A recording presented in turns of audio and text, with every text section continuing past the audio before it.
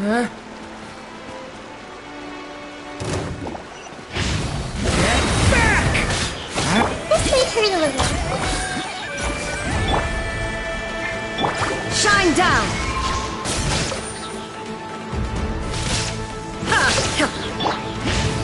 Thunder!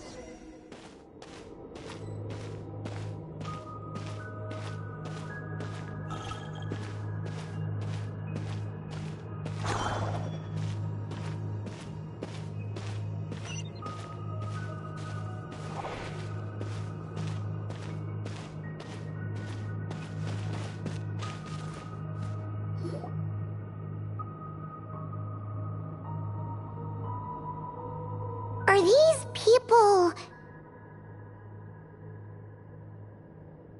Judging by their clothes, they appear to be phantom Hyperboreans from the distant past. That could mean they have some clues about the moon goddess's name, right?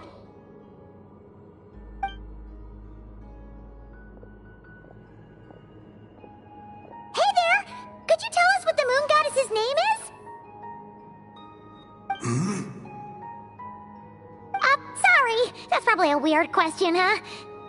How do we explain this? The moons are long gone, and their goddesses are dead. Their names no longer mean anything. When a new moon goddess is born, we will surely know her name. We have used every last resource at our disposal. All that remains is to wait, patiently and quietly.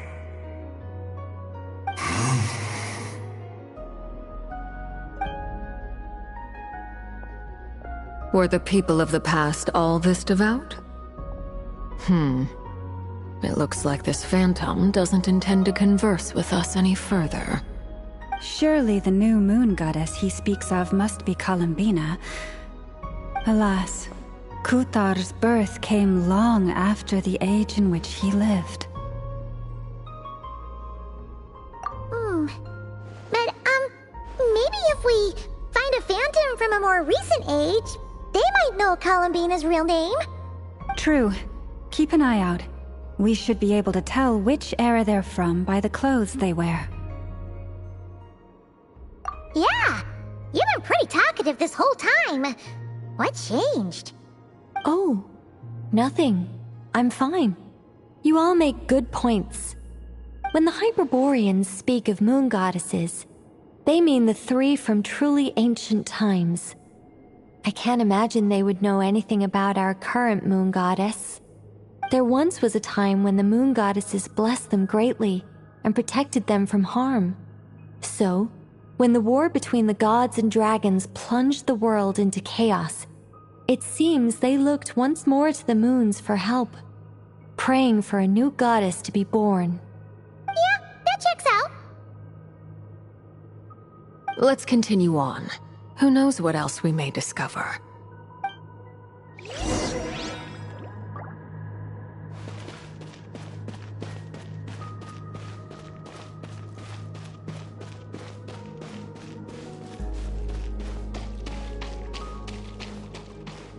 There's a door blocking this path.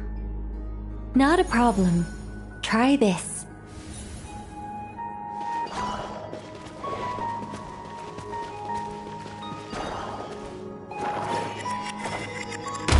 Whoa! How did that door suddenly collapse?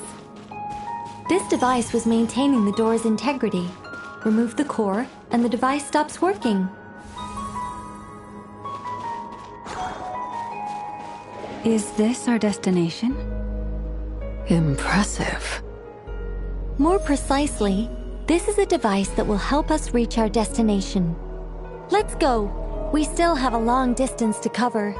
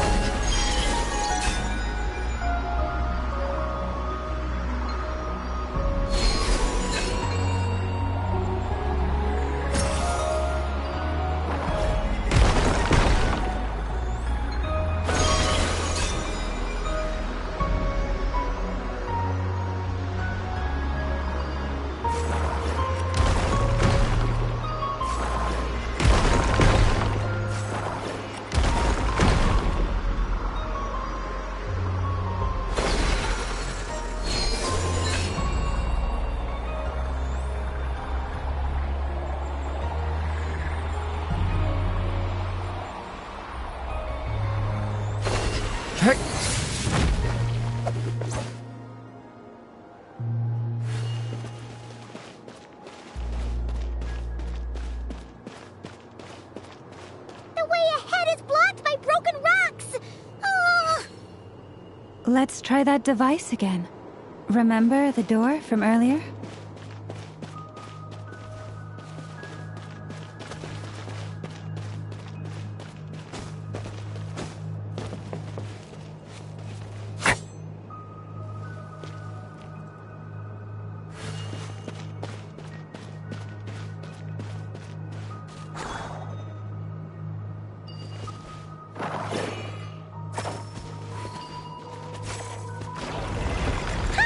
So it works in reverse, too!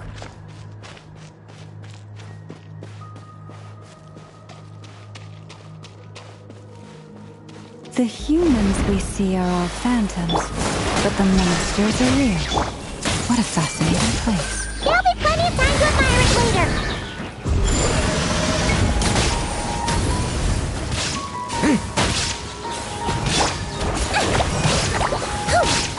Torn to oblivion! Shine down!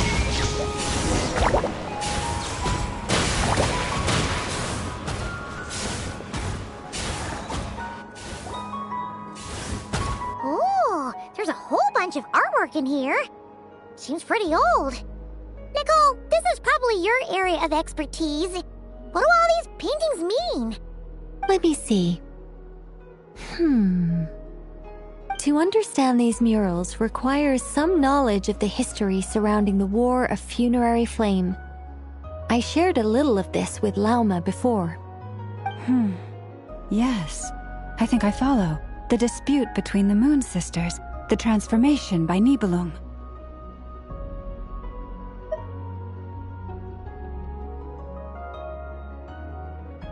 Oh no, it's no trouble.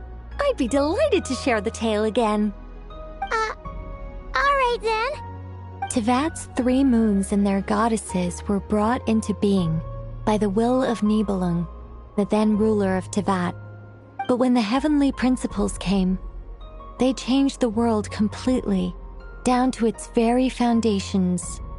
The moon goddesses were nowhere near strong enough to challenge this entity. but the heavenly principles did not view them as heretical entities that had to be removed. Essentially, the 3 moons existed to keep this planet alive and operational, which did not directly conflict with the heavenly principles' aims. Nevertheless, the inherent precariousness of this arrangement would soon be revealed. Nibelung returned. Yes. He did, and thus began the War of Funerary Flame, a battle for dominance between Nibelung and the heavenly principles. Discord would soon emerge between the 3 moon sisters. One would voice the opinion that they should follow Nibelung, for it was he who first hung the moons in the sky. Another would argue that taking sides in the conflict would only bring the world closer to ruin. There was no telling where it would lead, especially since their creator had returned, bearing the perilous power of the abyss. Nibelung would eventually discover their disloyalty. He had all 3 imprisoned before transforming the moons into weapons with which to fight against the heavenly principles. What? Weapons? Yes, the very moons that had once defended the planet became instruments of death and destruction, striking terror into the hearts of all living things. And although the heavenly principles and the 3 moon sisters had once been at peace, it now seemed that the moons posed an unacceptable threat to Teyvat. It is possible that the heavenly principles did not know of the goddess's imprisonment. If so, the weaponization of the moons would surely have been viewed as an intentional breach of the peace agreement. Regardless of who knew what, when, the heavenly principles shattered 2 moons and flung the other beyond the skies. Whether the goddesses managed to escape Nibelung's captivity after his fall, nobody knows. But this much is certain. From that day on, the moons no longer belonged to Teyvat. The rejections slowly drained their power until eventually they passed away. So that's the full story. You say the moons ceased belonging to Teyvat from then on. Why then would Columbina be born here? That is perhaps due to the lingering connection between the Frost Moon, which was not shattered, and this world. You could see it as the 3 sisters' dying wish. They never desired war. All they ever wished for was to protect this land. I see. If the final fate of the 3 goddesses is as you say, then Columbina faces the same grave danger. Our investigation has yet to bear fruit. We must hurry. Yeah, you're right. Let's keep going.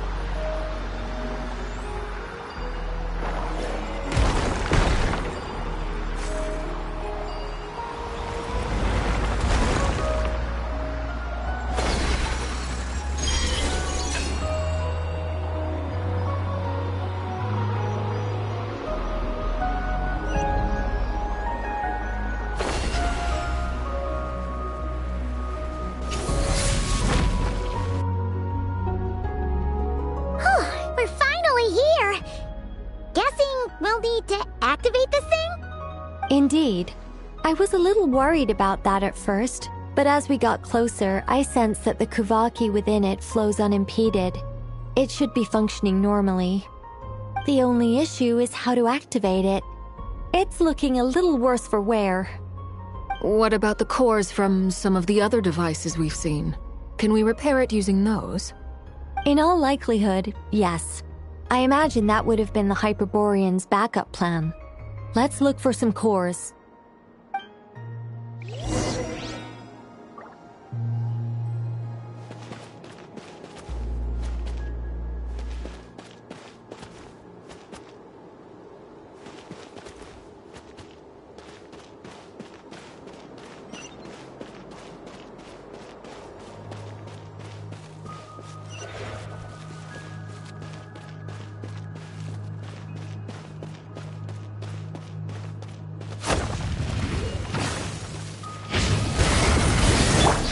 I see everything! Illusion shattered! Let's see! A lament for the end! Get back!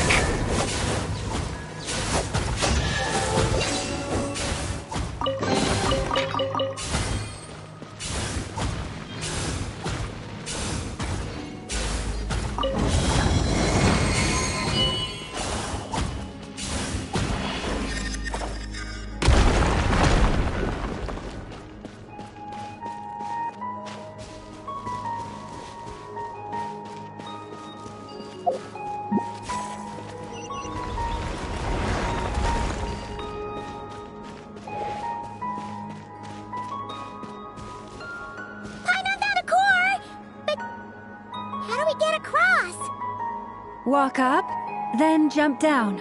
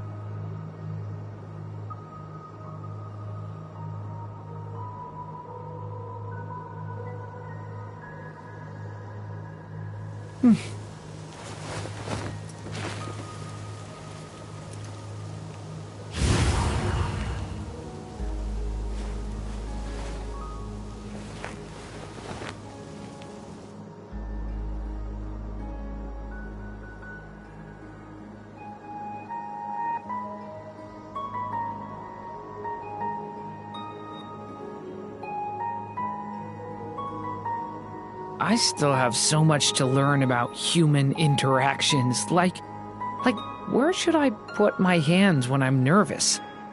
I just really want to make friends with everyone.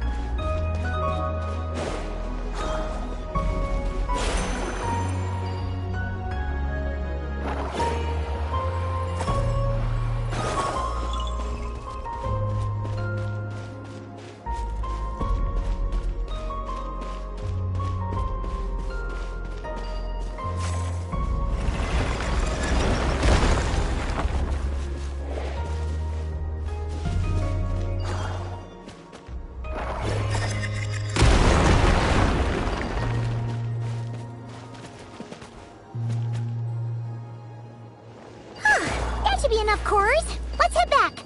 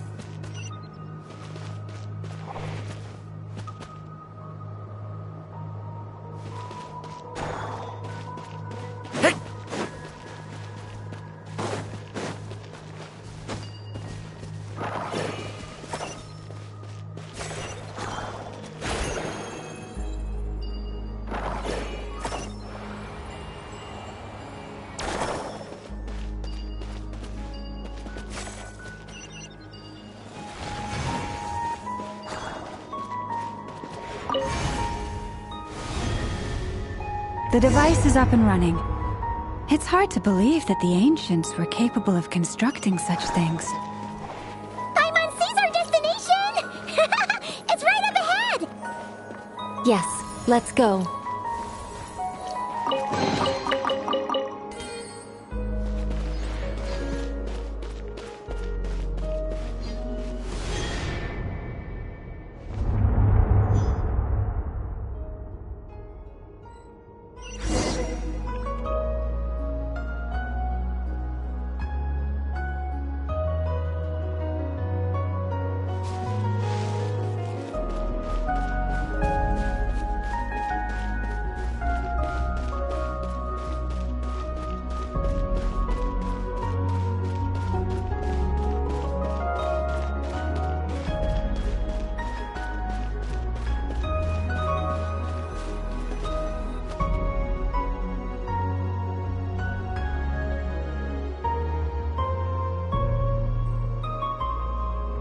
This is where the people of Hyperborea communicated with the moons.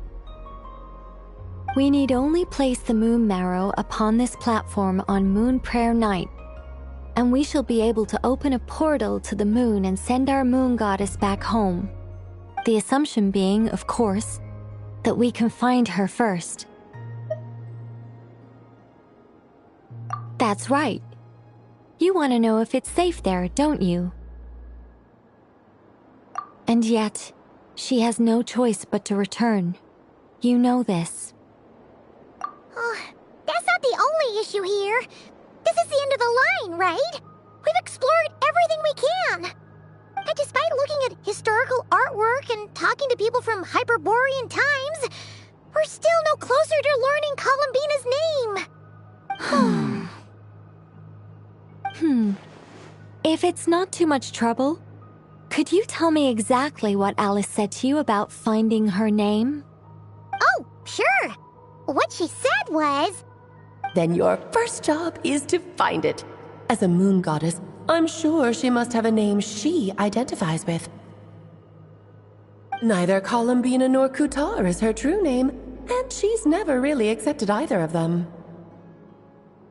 Is it not also possible that she has never had a true name? Not at any point in history? That would be a hard pill to swallow. But at this point, we may have to accept that that is the truth. No one knows how she came into being, and she certainly doesn't have parents in any sense that we're aware of. Perhaps she was never granted a name at all. But does that mean there's no way to get Columbina back? She's just gonna disappear and there's nothing we can do about it? Huh? Wait, why all this pessimism? Was it the way I phrased this question? You all seem to be taking this in completely the wrong way. Well, just because she's never had a real name in the past doesn't mean she can't have one now. What? Think about what Alice said again. She never once said that you'd have to find a new name, did she? Are you saying what I think you're saying? Yes. Names are anchors that connect us to the world. If she doesn't have one already, then all we have to do is create one, no? It's like... yes. Traveler, when you first arrived in Teyvat, do you think you would have turned around if someone behind you shouted, "Hey, Tumaini"? But what about now? I understand what you mean. Life is a long journey.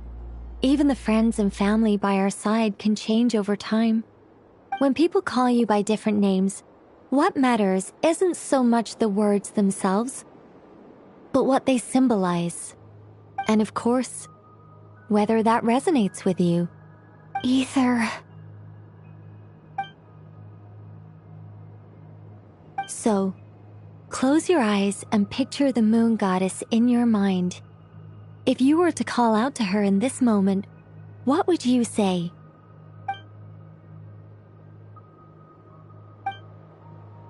Columbina. Columbina. Paimon would call her Columbina too. She has long forsaken everything that Kutar represents. I think from now on I should call her Columbina too.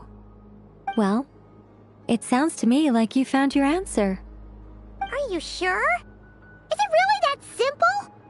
We haven't found her this whole time, and not for Like this, the process is every bit as important as the outcome. Had you not searched far and wide, rejecting every other answer you were offered? How could you have come to an answer you felt was finally correct? Oh, it all makes sense now. This has Alice's fingerprints all over it. Are you suggesting that Mage knew from the start that Columbina never had a real name to begin with? I can't say for sure. But I can definitely imagine her chuckling in satisfaction somewhere right now, saying, "Ah, what fun."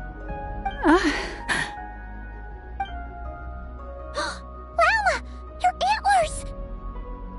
You should hurry. The festive moon has begun to rise. Do not worry, for when you called the name Columbina just now, I could sense that the power within was enough to summon back the moon goddess. The power within what? The name? Yes. So, the thing is... What's wrong now? This is so annoying. I really want to explain how that whole thing works. Starting from the founding principles of Teyvat and... Oh, I could talk about this for hours. But... Deep breaths, Nicole. Deep breaths. You're an angel. A sober, sensible, solemn angel who has her priorities straight. Okay then. Sorry for asking. Clearly a bad call on Paimon's part. Anyway, you all need to hurry. Last thing, remember how it felt when you called out that name. Then it is agreed. By the name Columbina, we shall find her. Then we'll throw her the best Moon Prayer Night party ever! And at last, we will send her home.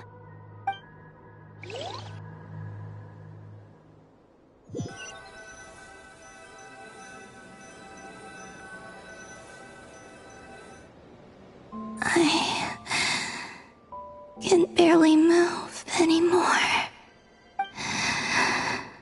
My consciousness is fading away. Have they come back out?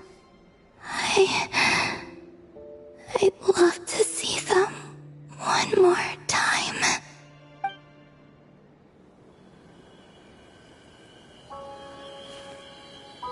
They didn't make it.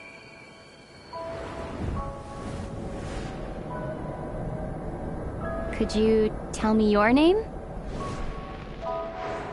My name is... Columbina!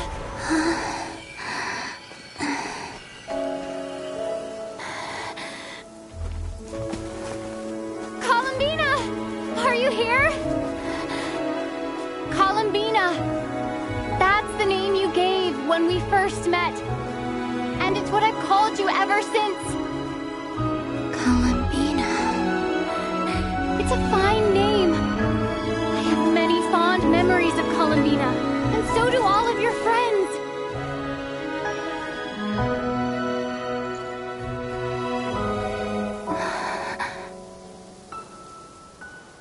If you like this name,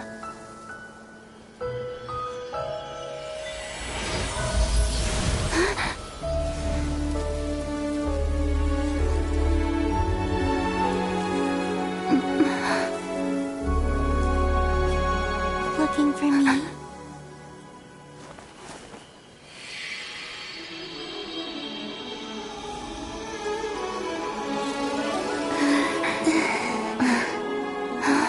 I like it. You can carry on using it. My name is Columbina Hyposelenia.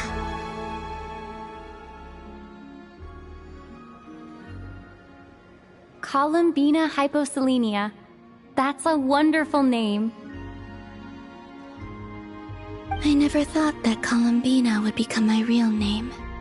But after I met you and my other friends, the things that this name stood for slowly began to change. It went from being a Fatui code name to something my friends call me.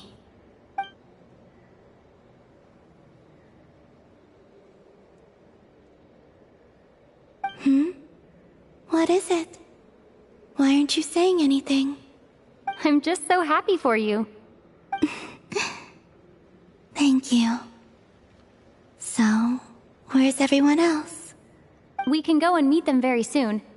Everyone went to different places to try calling your name. Great. I'd like to thank them as well. Everyone's done so much for me. Searching for my name, entering those ancient ruins. Huh? Wait, so you were... Yes, I was there. Not physically, but my consciousness was still holding on. I followed you the whole way. Starting from when? You turned around and called out my name while you were in Nasha Town. Do you remember?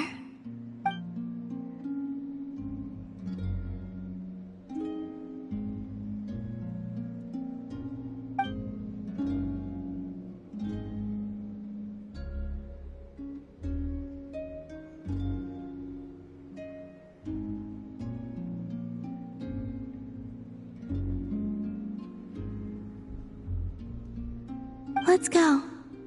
We don't want to keep them waiting. Sure. In that case, come with me.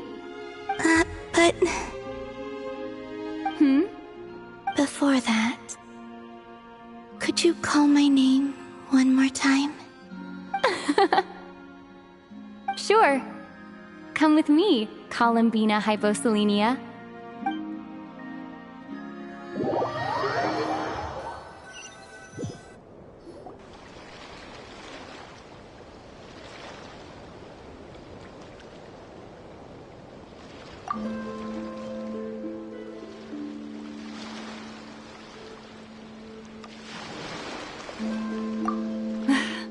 Columbina! Oh, this truly is wonderful. Llama, I can't breathe. Ha ha! Just in time for Moon Prayer Night! It's good to have you back, Miss Columbina. Yeah, we were worried sick. Thank you, my friends. With your help, I now have a name that belongs to me. Columbina Hyposelenia. Where's the second half from? You added it yourself? That's right. It means... Born beneath the moon. Yes. And by extension, it can also mean born beneath this world. A fine name. Now, as much as it pains me to interrupt this beautiful reunion, I feel obliged to remind you that the Moon Prayer Night celebrations in Nasha Town have already begun. Don't you want to enjoy the festivities? There's so much to see and do. And some of the ambient lighting and entertainments were sponsored by the kind souls in the Hexen Circle. Nicole? Why have you turned into Dodoko? So you're Miss Nicole. Thank you for helping us, and for helping me find my name. It's nice to finally hear your voice. You're quite welcome. Guiding lost people to hidden treasure is what we Seelie do. And if you ask me, spiritual treasures are far more precious than material ones. Chests are all well and good, but this was what it's all about. Ah, so satisfying. Anyway, I had to go help Alice. It seems like she ran into some trouble. That's why I couldn't be here in person. But don't worry, we're with you in spirit. We'll be celebrating right along with you. Keep an eye out for the Hexen Circle's festive stalls in Nasha Town. I think you'll like what we came up with. Alice said she even managed to rope B in this time. The Frost Moon Scions have also prepared various attractions. I believe Aino, Ineffa, and their crew are setting things up as we speak. On that note, Nefer, about that request I made. It's all in hand. Yehoda is on site to ensure that everything goes off without a hitch. Wonderful. In that case, Traveler? Huh? Come on, Columbina. It's time to celebrate the best Moon Prayer Night ever.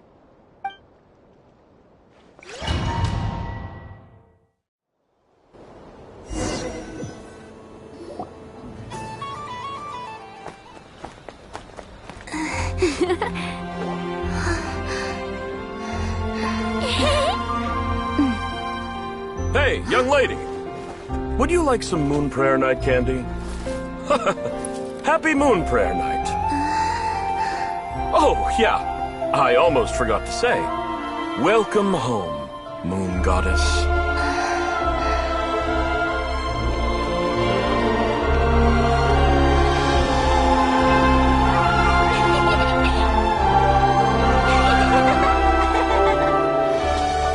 Welcome home, Moon Goddess. Welcome home, Moon Goddess. Welcome home, Moon Goddess.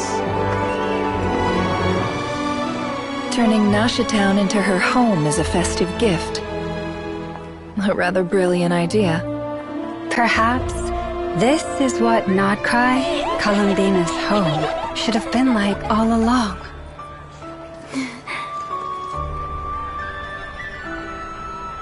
Thank you for the gift. I like it a lot.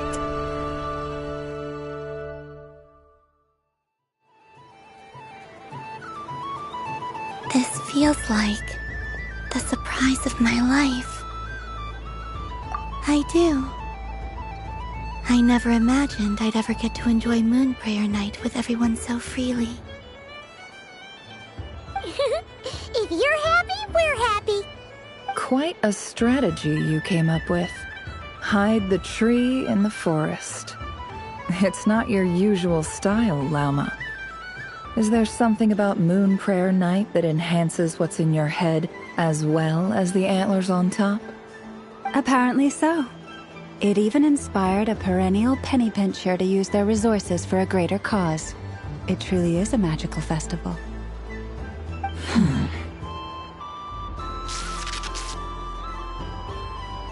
I see it now. This bickering is actually a sign of a strong relationship. Huh? What's everyone doing here? Oh! Miss Columbina, you're back! Yes, I'm fine now. Thanks for your concern. How's your progress with Alice's assignment? Very well indeed. I've never heard her sound so... Not like this. This time her excitement seems more serious. Seems like she's had a major breakthrough. She said she'll contact us once she knows more. In the meantime, we're free to relax and have some fun. Enjoy the time off while it lasts. I have a feeling that our next task won't be so simple.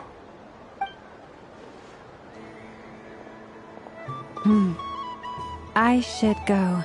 I still have a few things to attend to at the Frost Moon Scion stall. And I think I'll take a look around. With any luck, this once-in-a-year festival will come with once-in-a-year opportunities. Hold up a second. Where's Varka? I believe he made a beeline for the flagship the moment he entered Nasha Town. Ah, that's Mondstadters for you. They know what they want when festivals roll around. Goodbye for now, Columbina. I hope you have a wonderful night. I will.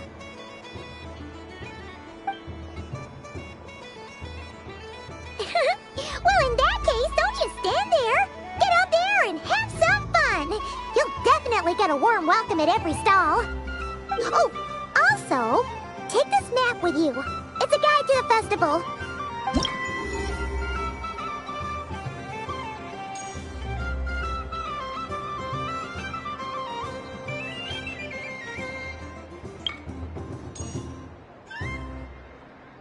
The Frost Moon Scion stall is over here. Lauma's invited a whole bunch of cute animals to celebrate too. Over there is the Hexen Circle section. Alice seemed more excited than anyone about this festival, so she insisted on making it a grand affair. Oh, and then there's the Nasha Town local specialties, including... Actually, forget that. Better if you go check them out for yourself. Thank you. It looks like a lot of fun. You're not coming with me? We'll be around. But don't you want to browse by yourself for a bit first?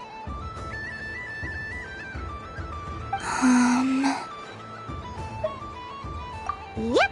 If you find something you like and want to try it out together, just give us a shout. We'll be right with you. Otherwise, just relax and enjoy yourself. There's so much on offer, so try to experience as much as you can. And don't forget to stuff yourself with all the delicious festival food.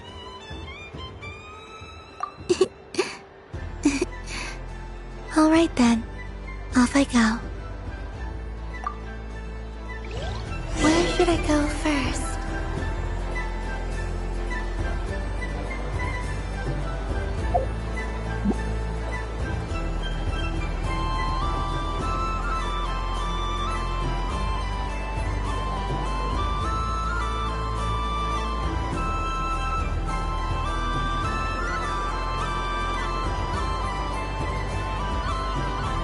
This must be the mage's stall. It feels like I've entered a fairy tale.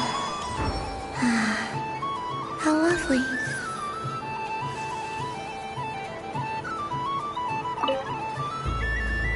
A soft and furry creature that bounces and jumps. Welcome home, Moon Goddess. This one talks too. Allow me to introduce myself. I am a Dodico from a distant archipelago, the most mischievous of all my Dodo brothers and Dodo sisters. When the going got tough, I powered through, and when I met obstacles, I boomed them away. That sounds like a lot of fun. Doesn't it just? Oh, but then the trouble started. Recently, I found a lovely beach, the same beautiful jelly color as my hometown, and so I dove in to have a look. Only to find it overgrown with seagrass and nasty little spiky fish everywhere, looking to turn me into a Dodico kebab.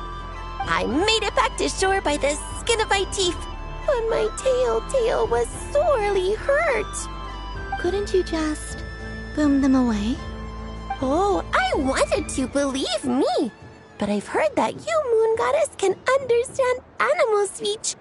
The last thing I wanted was to cause a gigantic fuss and get taken to court by a school of spiky fish.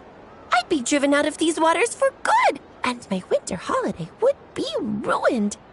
And so, dear Moon Goddess, I was wondering if you might lend me your allegiance. Are you roping me into a crime? Oh, let's call it a once-in-a-lifetime carefree adventure. Does that sound better? All the festival goers tonight are dressed up as the Moon Goddess. But there's nothing to say that the moon goddess can't disguise herself as a Dodoko, is there? Besides, this is your home. You should be free to be whoever you wish. I'm afraid I'm not well acquainted with Dodokos, Madam Mage. Oh, that's quite all right. We Dodokos are innocent, happy creatures with a free-spirited nature. Many, like myself, are mischievous troublemakers. Others are lazy souls who like nothing better than to lie down on a nice rock and take a nap. In our eyes, every creature who yearns for happiness and freedom is a Dodoko. But perhaps in yours, we Dodoko are a fluffier and more mischievous breed of Kuhenki? Yes, that is a much easier image to follow. Oh, wonderful! Then let's play! Grab onto my tail and follow me into the sea! Time to settle some scores with the bad guys!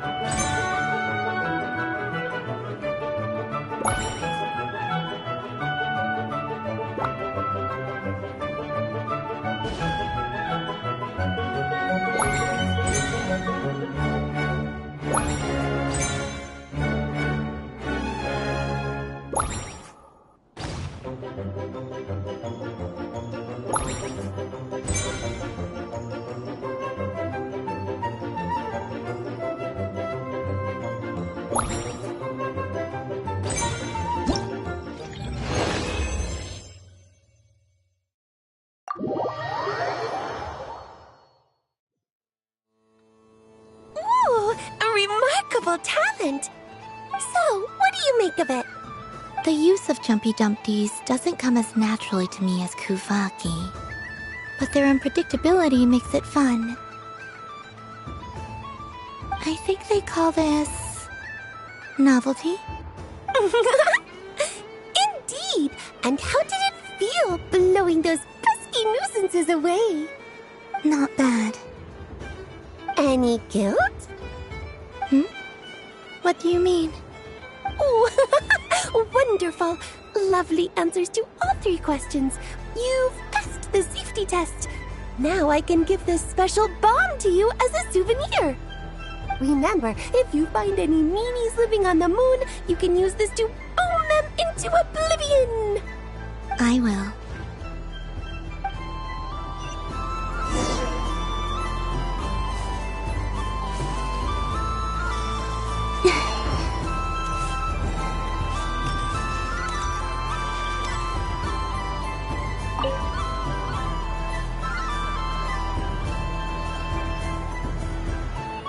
I wouldn't say it's unfair, exactly.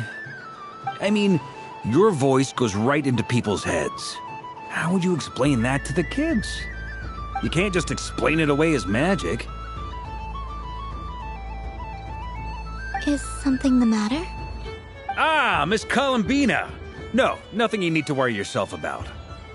Ah, impeccable timing. Stick around for a second, Miss Columbina. I need your input on something. This self-proclaimed Knight of Justice has yet to give me a satisfactory answer. I, for one, would like to hear your verdict on the matter. Hey, now, I left the flagship just to help you out, Miss Nicole. What's going on? So Alice and I are both using long-range remote control spells that work on similar principles, allowing us to attend this festive fair in Dodoco form.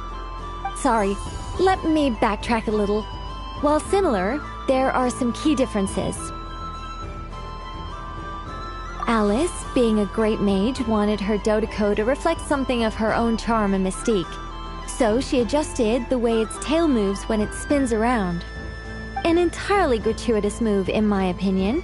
I hardly see how anyone is going to notice that.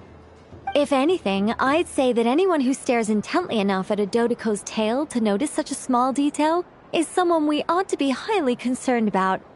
I only say this to emphasize that my question has nothing to do with tails. Now that we're clear on that, why is Alice's Dodoco permitted to interact directly with the children celebrating Moon Prayer Night, while mine is not? Your voice speaks directly into people's minds. See? Exactly what I said. Miss Nicole? Ugh, I can't stand it.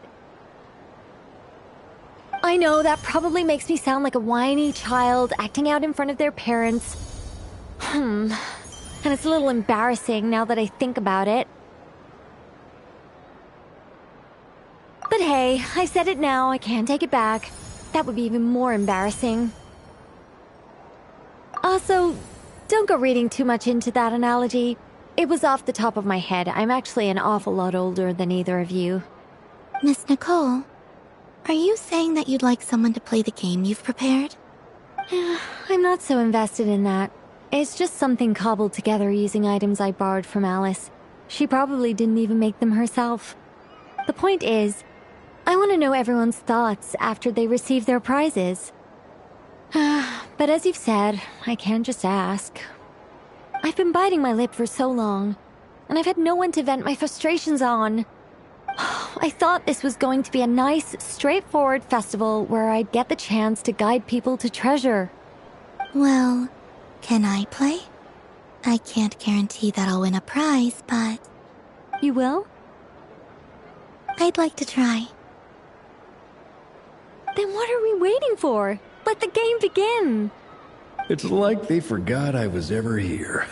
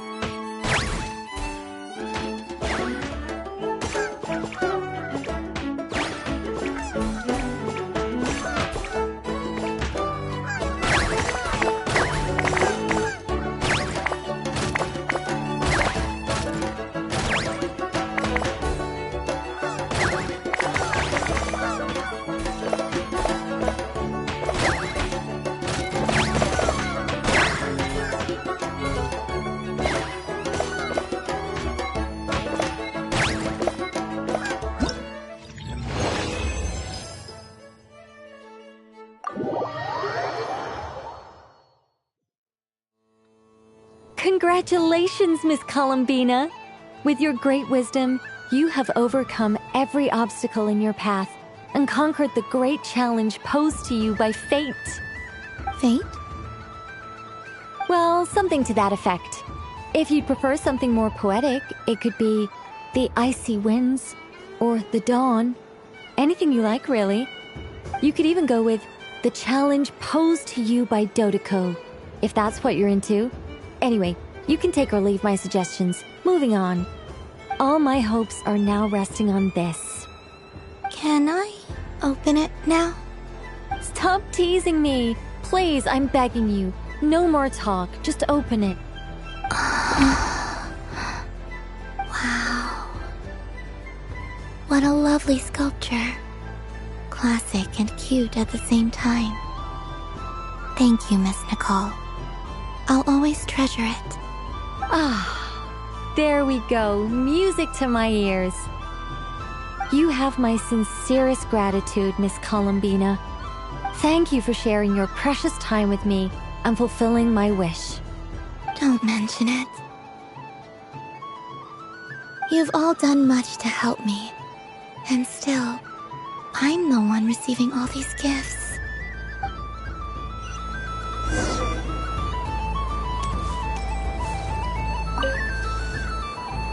Welcome home, Moon Goddess. Oh, you're the genuine article. Alice was right. This Moon Prayer Night was worth watching after all. Another one that talks. Greetings. Pleased to make your acquaintance. I am the Hexenzirkel member they call B. Barbeloth Trismegistus. Columbina Hyposelenia. Pleased to meet you too. Hyposelenia. A fine name indeed. Now then, Miss Columbina, do you wish to hear a mage's divination? Divination? The Frost Moon Scions used to ask me what would happen in the future.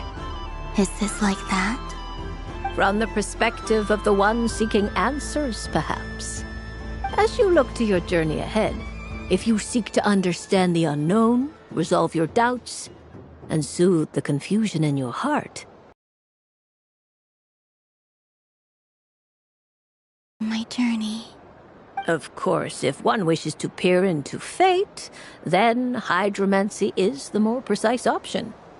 But that is a complex affair, and to relegate that majestic art to the status of a festive amusement would seem somewhat uncouth. Besides, it is sometimes better to not know fate with great certainty. Hence, I shall use the suitably festive Luna Arcana to tell your fortune instead. It is more popular with the youth in any case. Lunar Arcana. Indeed. Unlike hydromancy, this will only display possibilities and trends. People like to think of themselves as creatures of agency and free will. Peering too far and too clearly into the future is detrimental to both body and soul. I'd like to give it a try. Of course you may. Come then, take a seat, Miss Columbina. Before we begin, are there any specific questions you would like to ask? Let's stick to general possibilities and trends, like you suggested. Ah, very well. Then I shall use the basic Lunar Arcana deck. Now, try to relax. Cast your mind upon the things you have experienced and the things you are soon to experience. I will shuffle the deck. Would you like to cut the cards yourself? You do it. No problem. Now then, to make things easier for the seeker, that is to say, you, I shall decipher the cards from your perspective.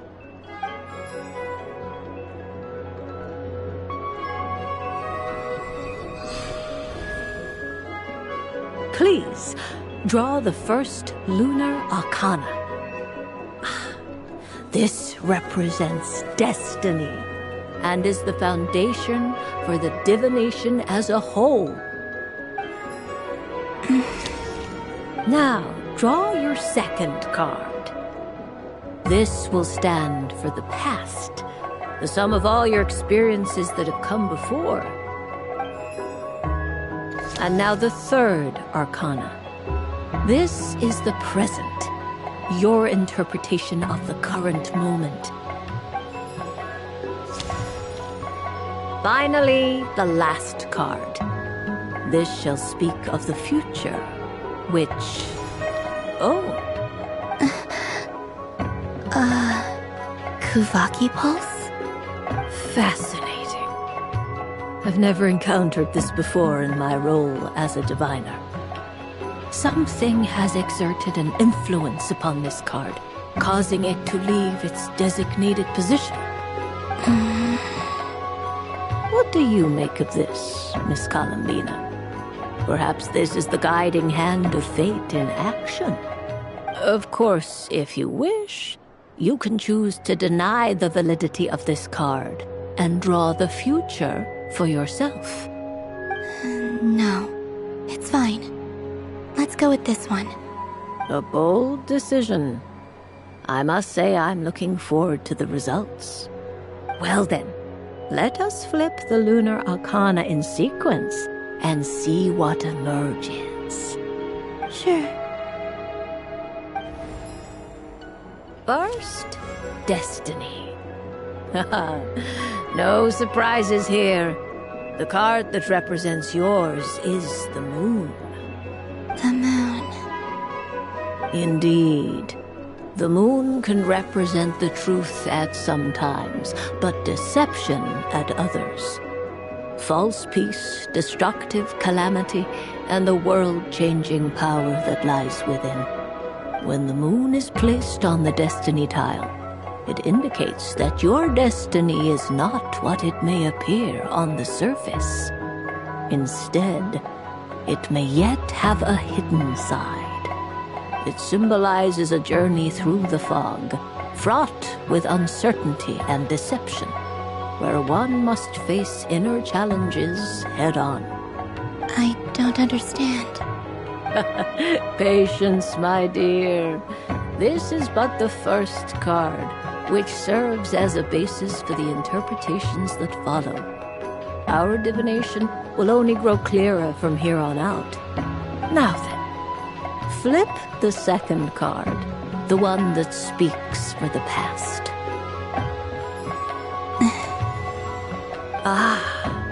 The Hermit, but inverted. Inverted? Yes. The Hermit symbolizes solitude, introspection, and the pursuit of truth. When inverted, it represents isolation, truth out of reach, and a path that leads one astray. Combined with the moon as one's destiny, the Hermit inverted represents a choice you made to stand alone in the past. It was a choice made not out of fear or arrogance, but for reasons that others could not perceive. You fumbled through the darkness without a guide, but you did not find your way. Rather, you went astray. More than once, it would seem. Is this about how I became Kutar despite not wishing to become a god? And how I joined the Fatui because I yearned for a place to belong? I suspect only you know the answer to this question. All is not lost. The past is in the past, and so it shall remain. Shall we look into the present now? Oh my. The Lovers. One of the most interesting lunar arcana. What does this one mean? This means that you have had an unprecedented emotional experience. The joy of finding your soul becoming intertwined with that of another. A precious and wonderful thing indeed. It's true. I've made a lot of friends recently, and they are very good to me. I like them a lot. That sounds lovely. I am most delighted for you. The Lovers can also represent important decisions, perhaps related to a parting of ways. Now, if I were to guess... Yes. My return to the moon. I understand. Parting with friends is never easy, Columbina. But rest assured, this is not the end of your journey. There is always another story waiting to be told. The future always lies ahead. The future. Well now, it's finally time to flip this most mysterious of cards. Why did it appear? And what does it wish to tell you? I'm ready. Very well. Flip this card and see what lies on the other side. Oh. Miss Barbaroth? What is it? This card is death. That doesn't sound very good. It depends on how we interpret it. It is true that it can represent an agonizing death, a complete and utter end, but at the same time, it can also represent rebirth. Do not forget that your destiny card is the moon. That lends your future many different potential meanings. If death spells the end, is it unavoidable? As I have said, divination can only display general trends. It is a rough guide, but it does not show predetermined outcomes. Allow me to summarize it for you. In the past, you may have lost your way, but now you have gained new connections and new strength. You now face an important decision, one that may bring about a great change in what is yet to be. This change might, in turn, be the end of all things, or their beginning. But remember, everything is subject to change because of the moon present in your destiny. You must see the truth clearly and face your innermost thoughts.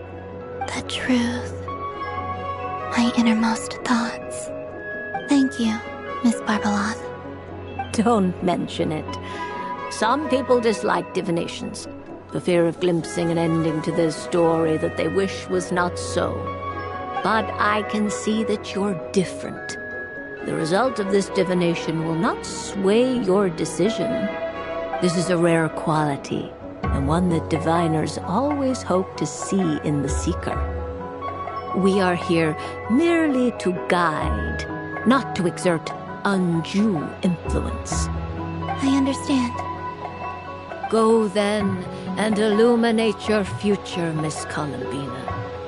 The moonlight that shines from you now is most captivating.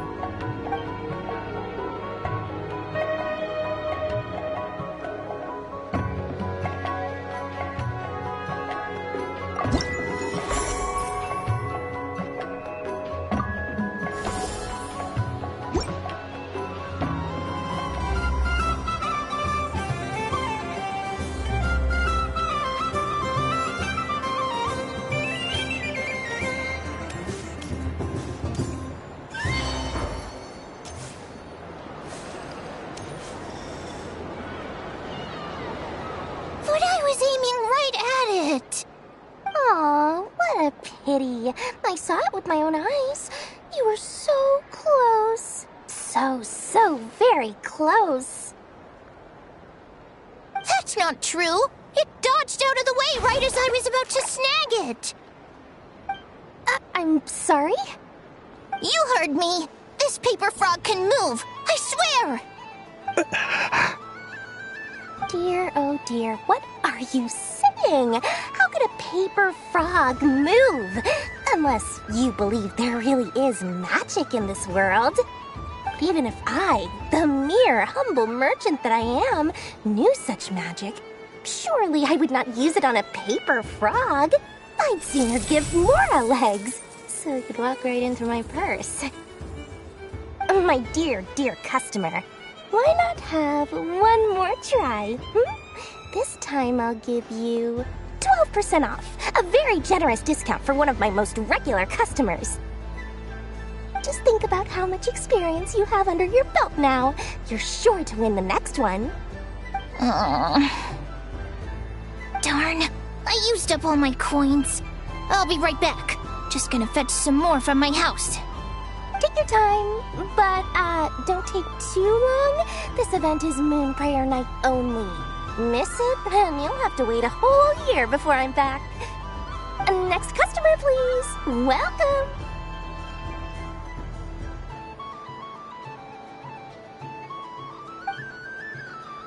Hello.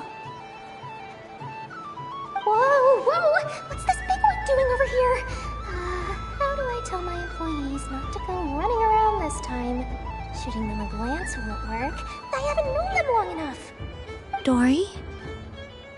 Why, hello there, Miss Columbina. Would you like to play my ring toss game? The rules are very simple, and it's easy to get the hang of. How much for a round?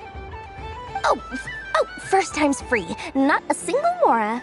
After that, well, we can cross that bridge if and when we come to it. But with your sharp sharp skills, I'm sure you'll win all the prizes in one fell swoop. That was an obvious enough hint for them, right? Right?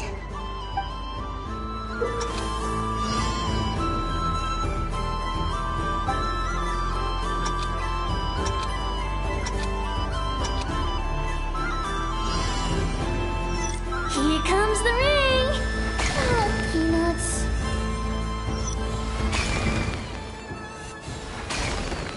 Change tracks. Roselle, should we move or not? Just a tiny bit. All right, then I'll... Oh, sugar plums, not the clock hands. How do I move the legs again?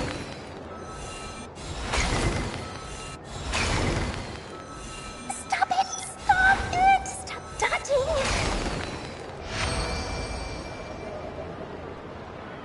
Let's see now. Let's see. Wow, very good. That's the highest score we've had all night. And here's your prize. Now, how about another round? As for the cost... Happy Moon Prayer Night, Miss Columbina. Happy Moon Prayer Night, Durin and Hat Guy. Are you here to play the game? Yes.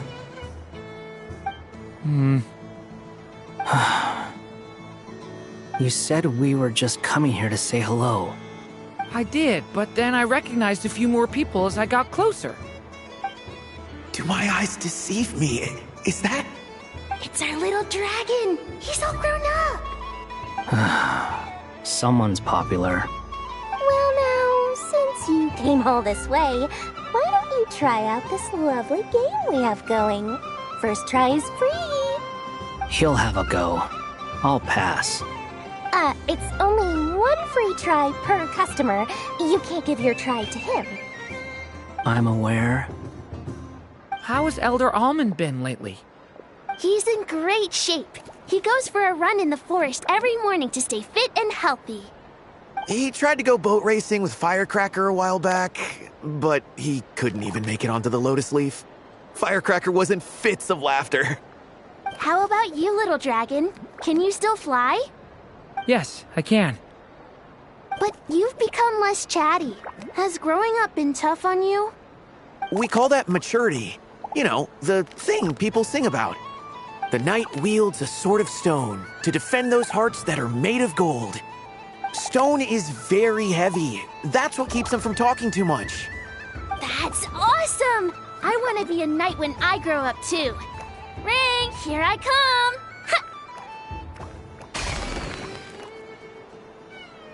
Oh, the hat-wearing man. I never thought I'd see you again. You seem more determined than when I saw you last on the train. If you say so. Oh, I do say so. The people you once helped see it clearly. It's because you are once again on the right track. May the engine in our hearts propel us to the station of our dreams. I can move! I can move now, Roselle! What are you doing, running into the rings like that? You got them all so quickly! I've never seen anything like this in all my travels! Is this guy actually an old friend of theirs? But how? They're origami animals and clockwork people from a fairy tale! Getting to know them would be quite an arduous task, unless they share a hometown? I have to get to the bottom of this. Next time I see the Great Mage Alice, I shall demand answers! Thank you, Dory. I had a lot of fun. Now for your prize. Where did I put it? Give me a moment to dig it out. Oh, sweet grand prize. How I wish I didn't have to let you go. Good thing I've already turned a profit from the customers earlier in the night. Otherwise, I'd have wasted all my hard work. Okay, I'm back. What? I leave for 2 seconds and someone's already claimed the grand prize? Oh, well, these things happen, you know? Perhaps you'd be interested in one of the other prizes instead. We've got all kinds of wonderful goodies here. Is this the thing you wanted? Here, you can have it. Huh? But... Don't worry about it. It will be happier with you. Oh, thanks so much, Miss. Moon Goddess.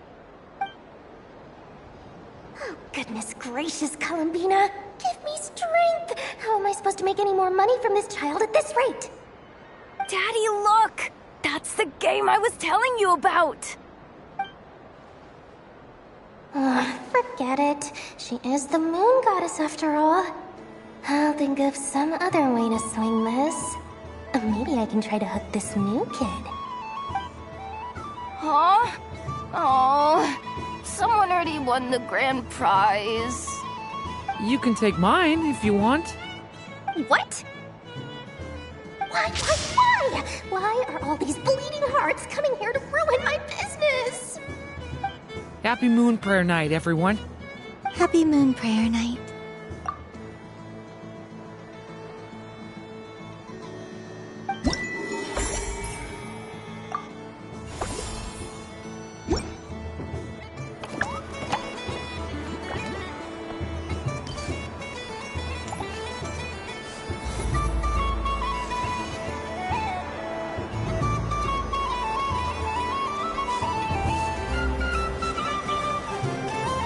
So this is the Frost Moon Scions area. It feels very familiar. But everyone looks much happier than usual.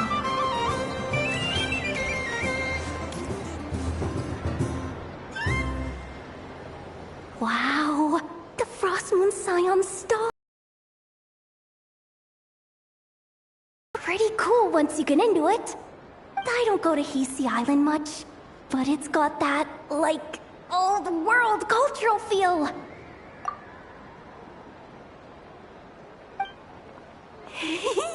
And if culture means we get more festivals, I'm all for it! Hello, Yahoda. Columbine... hello, Moon Goddess.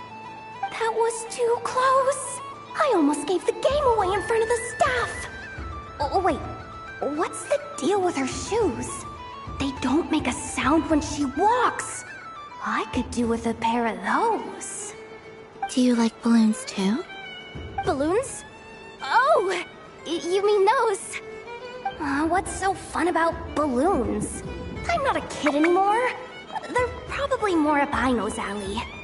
Yes. The animals seem very curious about these strange flying objects. I was drawn here by their voices. I recently learned a fun new game you can play with balloons, so I decided to come and give it a try. A new game?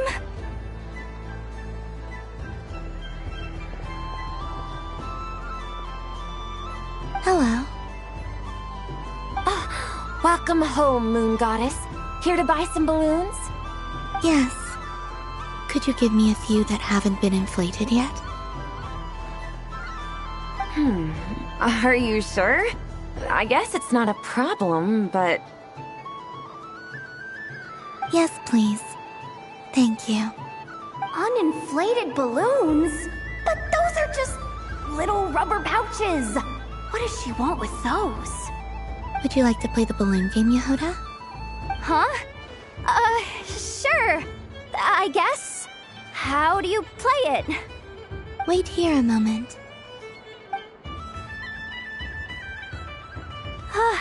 Oh. This is so weird. What have I got myself into now? I thought I saw Columbina nearby. Uh-oh! That's the fourth Harbinger! Although she's helped us out quite a bit, she's good people, right? Is she looking for Columbina? Oh, guess that's my ticket out of here. I'm not sure my heart can take being sandwiched between two Harbingers.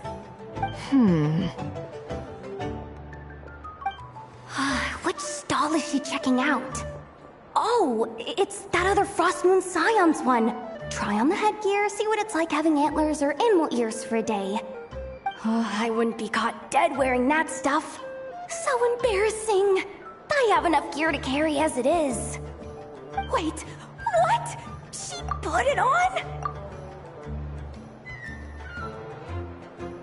How peculiar. This would take some getting used to. I wonder if this is what it's like for Lynette. It really suits you, ma'am. What is this?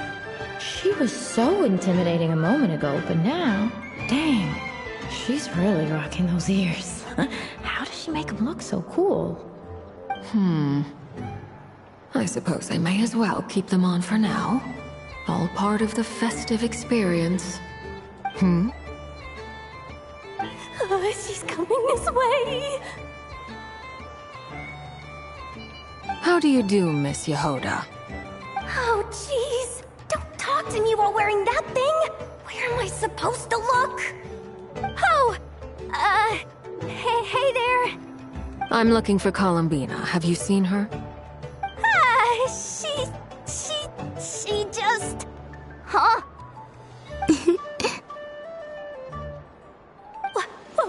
Wait, is that what she meant by balloon game? Yeah. Huh? No fair! How come I get caught in the crossfire? An ambush from the rear? Is this a declaration of war, Columbina? Would you like to play too, Arlecchino? Seriously? Are they gonna start some beef right here, right now? Gladly. That said, I believe there is another who would like to join. Boss Nev! Thank goodness! You've got to get me out of here! Things are kicking off big time! Hello there. I'd like 10... no, make that 20 balloons, please. Uninflated. What? Miss Moon Goddess, I hope you're prepared to pay the price for assaulting my employee. Welcome to the game, Nefer. Just to be clear, let's keep this a fair fight, okay? No strange powers, please and thank you. Naturally. Don't just stand there, Yehuda. Aren't you going to team up with me? Huh? Do I have to? Of course. Don't forget, the Curatorium has a reputation to uphold. I knew something like this was gonna happen.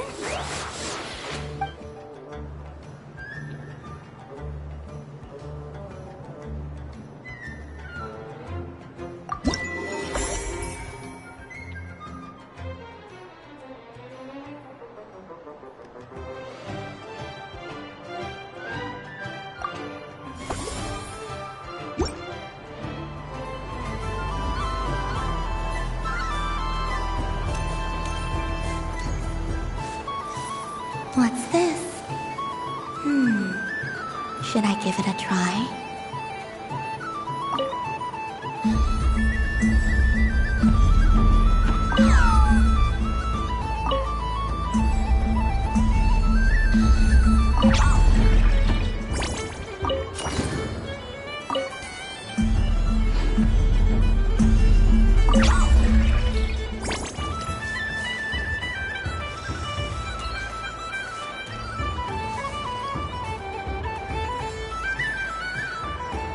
I wish for a never-ending supply of laka berries.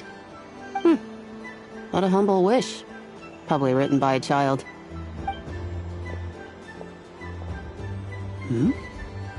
Is that Lauma the Moon Chanter?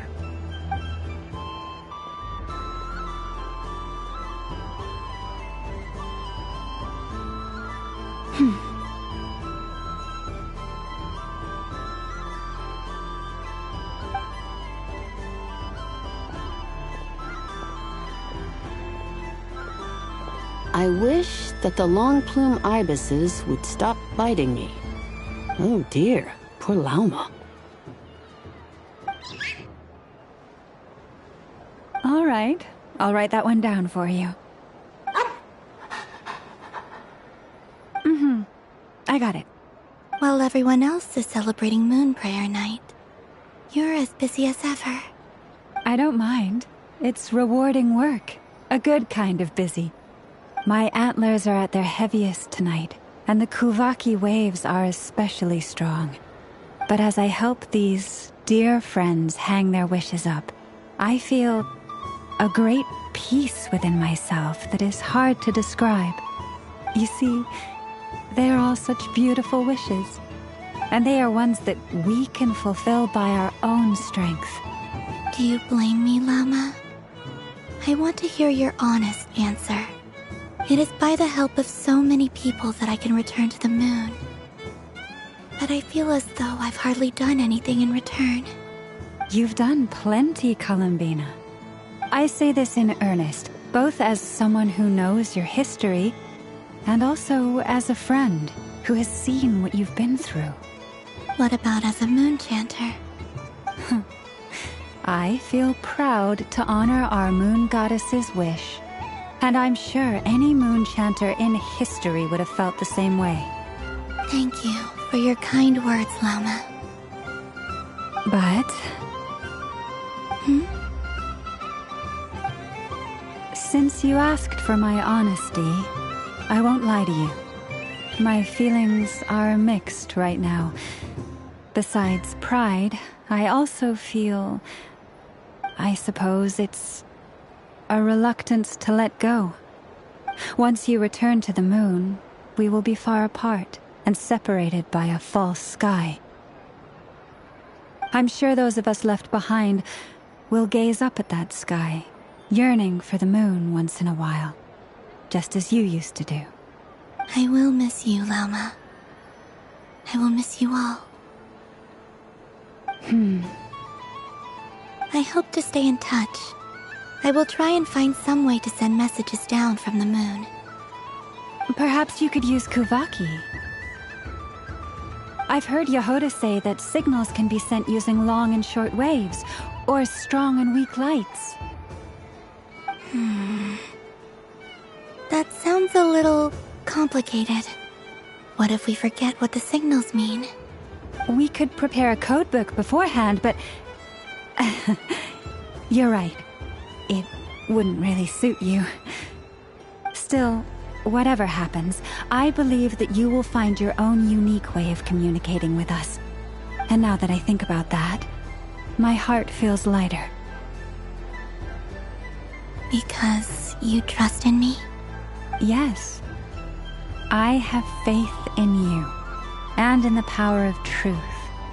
In my experience, the truth tends to be difficult.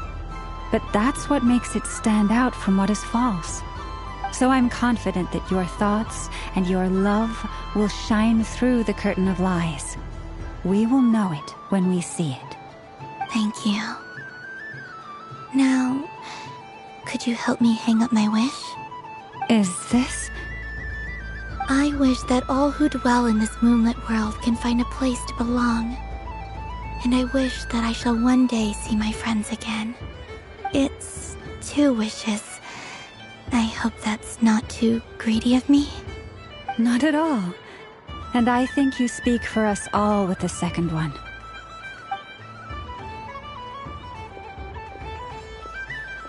I shall continue to pray until the day that all of these wishes come true.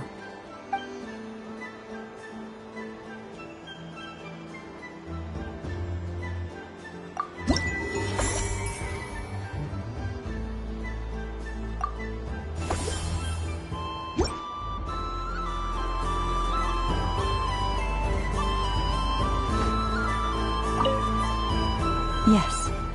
May everyone's wishes come true.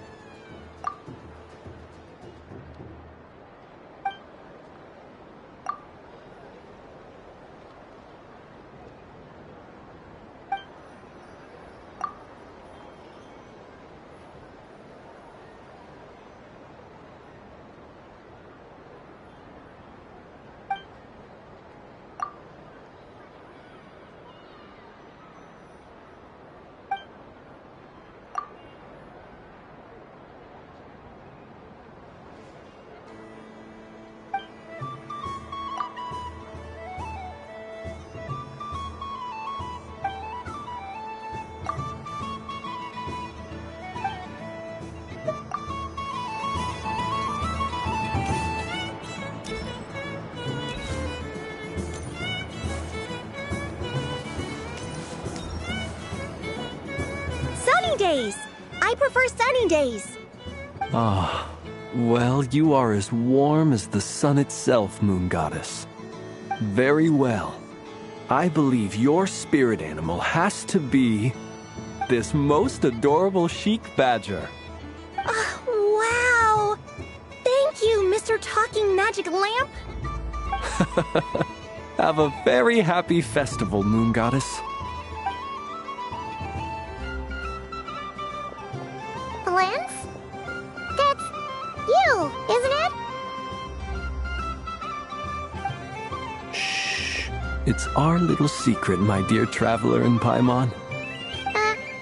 Okay, sure, but why are you here selling sugar sculptures? Everyone celebrates in their own way. After gazing into the abyss and spending time around gravestones all year, what better way to relax than to see sunny smiles on the faces of the living? Besides that, I like to think of myself as a fair judge of character. I dare say matching personalities to confection suits me rather well. That's not what Paimon was talking about. Aren't you afraid that your true identity might be exposed? Should I be? There is all manner of magic in the air this moon prayer night, thanks to the work of the great mages. I see Miss Columbina is hiding in plain sight. Why should I not do the same? Why miss this rare opportunity to enjoy a special evening in my true form? Fair enough. You got a point there. People who don't know you will probably think you're just a talking lantern. Well, now that we see eye to eye, what brings you here?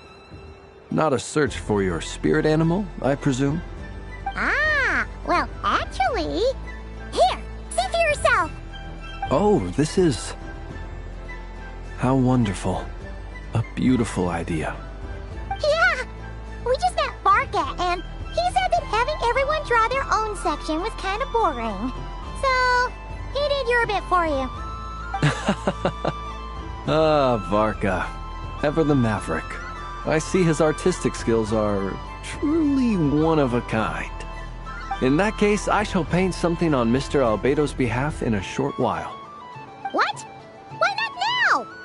Ahem. Welcome home, Moon Goddess. Phew, that was close. Hello, Flins. She recognized you right away! What keen eyes you have, Miss Columbina. Especially considering they are shut. I did not see you. Rather, I sensed you. I can sense the fluctuations in Kuvaki all around me. One would expect no less of the moon goddess. Might I interest you in some candy? Yes, please. Excellent. I shall make some for you right away. Hmm? Something the matter, Miss Columbina? What about my spirit animal?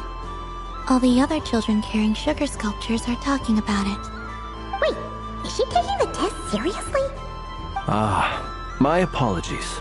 How could I neglect that? You are quite right, Miss Columbina.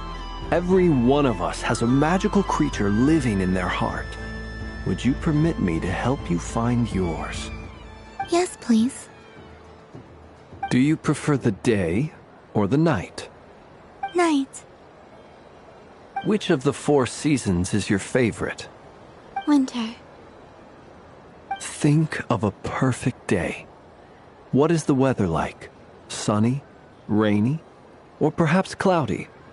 Rainy in the morning, sunny at night. What kind of answer is that? Forests, lakes, and open seas. Which do you prefer of these? I like them all.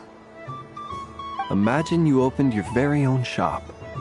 What would you sell there? Moonlight, I think. Wow! Paimon would totally shop there. It wouldn't cost anything. You'd just need to visit.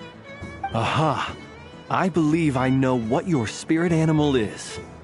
Here, for you. Oh, it's a Kohenki! Indeed. A free-spirited being with a deep love for all things here in Nodcry, who selflessly lends her aid to as many people as she can reach. It is the perfect fit for you, Miss Columbina. Thank you. It would be my honor. But you shall have to forgive me. We have known each other for quite some time. I doubt there is any answer I could give that would come as a surprise to you. So instead, would you accept this sugar sculpture as a token of our friendship? It's a lantern. Hey, why don't you two go enjoy your candy over there? Paimon wants to try out this spirit animal thing too. Right, Flint's? Come on, play ball. I got this drawing done. But I want to hear Paimon's answers. But it'll probably take ages. Paimon's a complex soul. And we don't want your candy to melt while you wait, huh? Oh. Okay then.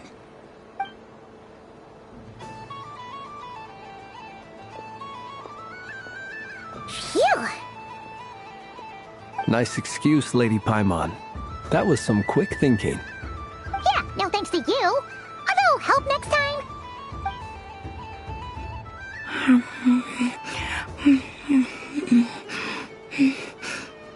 It's sweet. Is that Lockaberry? I wonder what flavor the traveler got. This way, this way! It's the candy-selling lantern! I'm coming! Of course. Traveler, maybe we can share? Yes. I found out recently that people share their food sometimes, so I'd like to try it. Or is that a no? Thank you.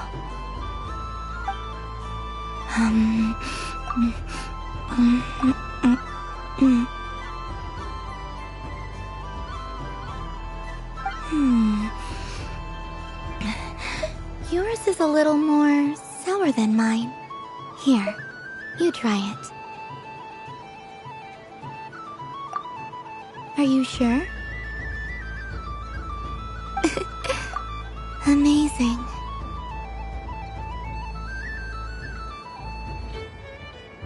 My sugar sculpture has shrunk, yet my heart is filled with feelings of sweetness.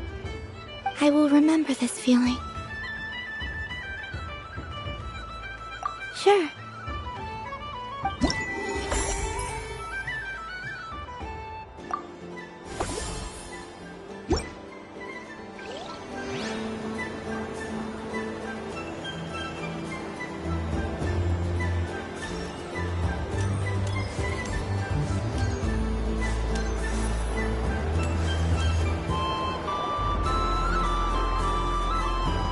Dodoko's Whirligig! Come check out Dodoko's Whirligig! Ah, welcome home, Moon Goddess. Might I ask what this is? Ah, it's a very special amusement sponsored by the Great Mage herself.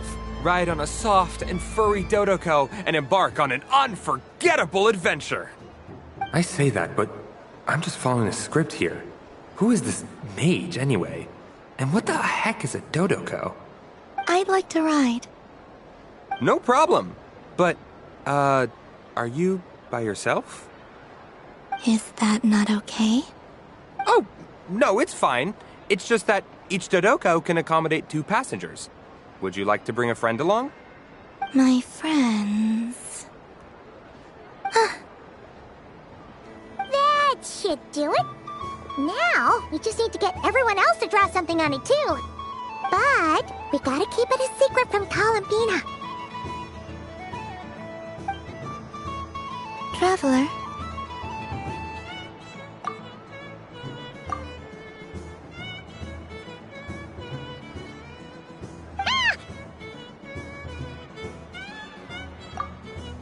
I want to go on that ride. Will you join me?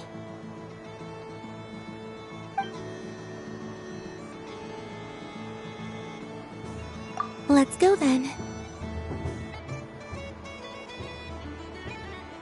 Don't worry. Paimon will do the rounds. You go have fun.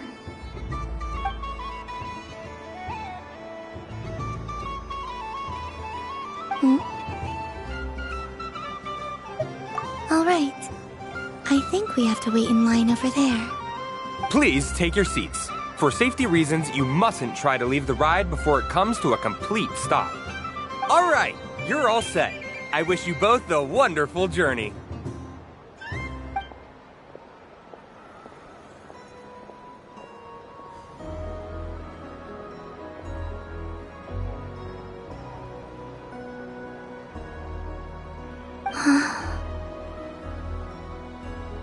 Not bad. It reminds me of riding a moon lane. Sometimes, the Kuhenki circle around me like this, playing their beautiful melodies. Yeah, I'm going to miss them.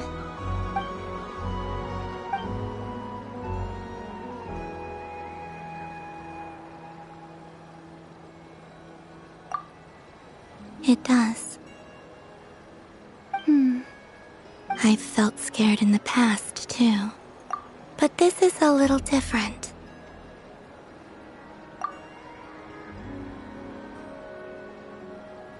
You know something? I got to see a lot of fascinating things during my disappearance. I saw how the Frost Moon Scions act around their families. So different than how they used to act in my presence. And I also saw how they interact with their friends. It made me curious at first. Why do people act so sincere when they're worshipping gods, but save their truest, warmest feelings for each other? Slowly, I came to realize that it's because they trust one another.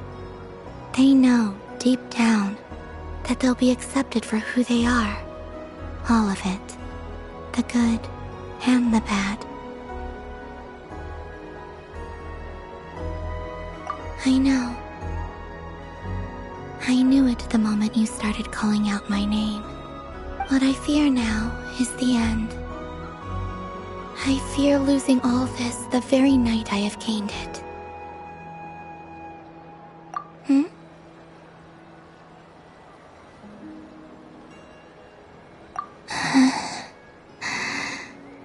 Thank you for this conversation. Thank you for listening to me. Don't worry. This fear I have, and the unknown that awaits me, They cannot hurt me. Not when I possess a treasure far greater. I just want you to remember this version of me. The real me. On this final night together. Dear passengers, Dodoko's awesome adventure has come to a close. Please leave in an orderly fashion, and we look forward to seeing you again in the future. Don't want the journey to end, huh? Don't worry, you two. There's always another adventure waiting just around the corner.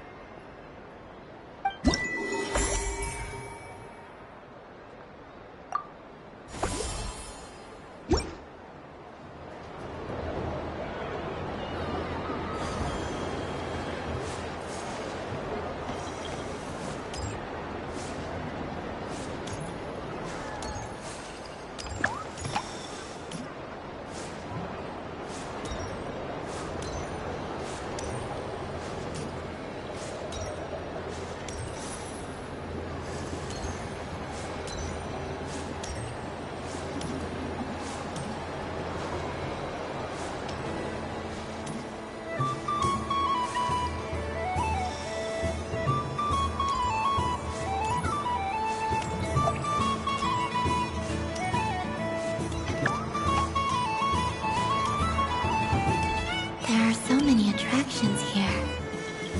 Since I rarely get out, I might as well make the most of it.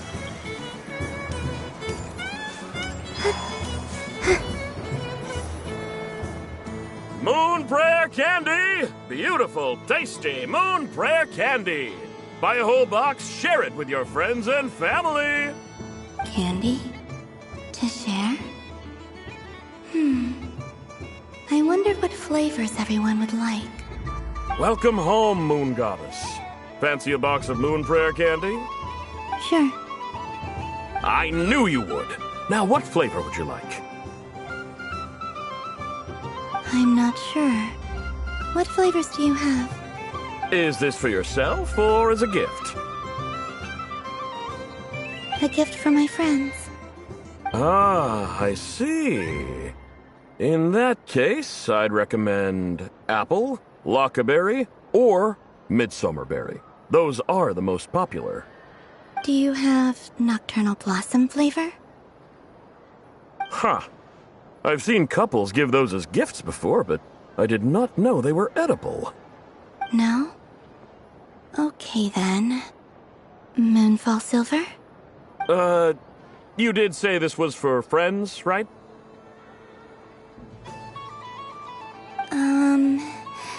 Maybe smetana then. Hey, now that's a creative idea! I've never tried it before, but if you're happy to wait, I can see about whipping up a batch on the spot. While we're at it, you got any other ideas?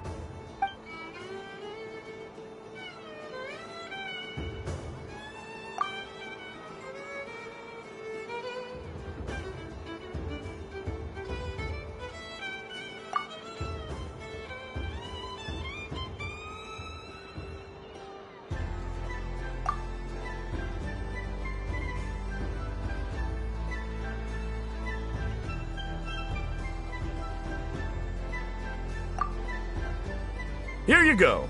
Every flavor you asked for is in there. Thank you. Haha, I should be the one thanking you! You brought me a whole bunch of new business. It's like a genuine blessing from the Moon Goddess. I hope you and your friends have a lovely night.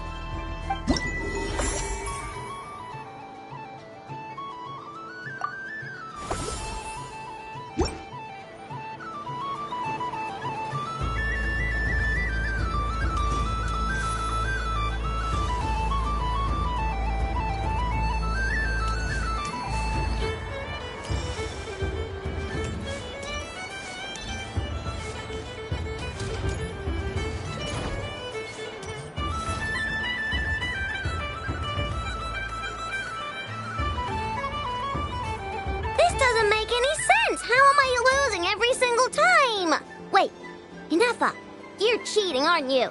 Yeah, that must be it. I am not cheating, I know. Uh-oh, sounds like Inepa's turning into a big baloney bot. I think it's time for some serious maintenance. Moon Goddess, help me. Miss Columbina, I know, is attempting to cheat. What the? I'm not the cheater. You're the cheater. How dare you throw it back at me?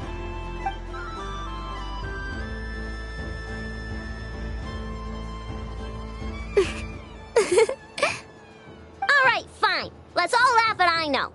Just you wait till I get home, because I'm gonna make a game bot that can win 100% of the time. Let's see you laugh when I come back and beat your butts. You'll all have your heads covered in stickers when I'm through with you. We came to check everything was okay after all that yelling, but,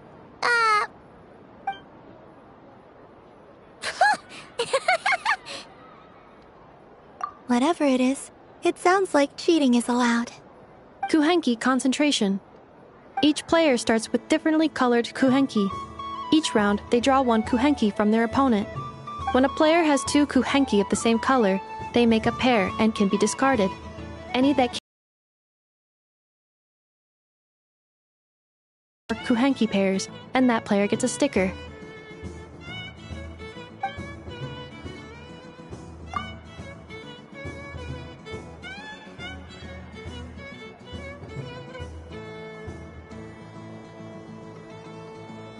Ooh!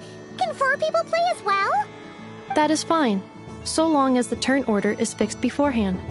Alrighty then. In that case, the 2 of us will join as one team. Okay, but if you lose, you're both getting stickered. I don't want to hear any excuses. Sure. And if we win?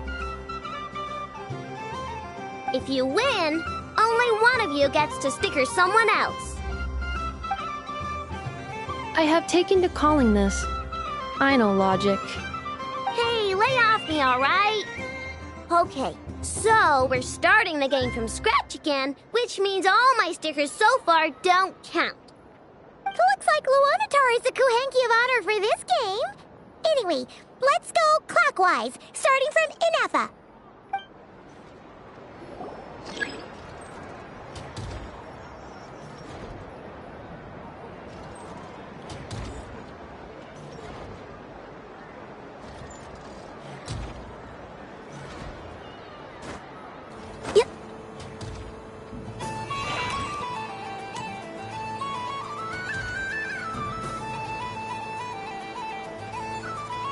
Nice! That's a pair!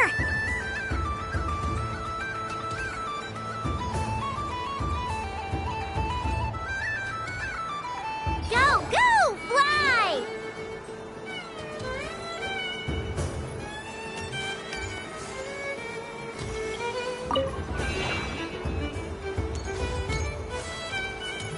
Go on.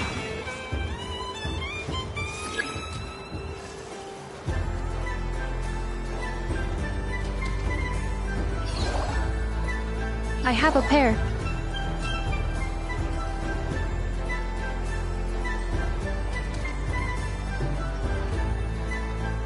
Uh-oh! We gotta pick up the pace!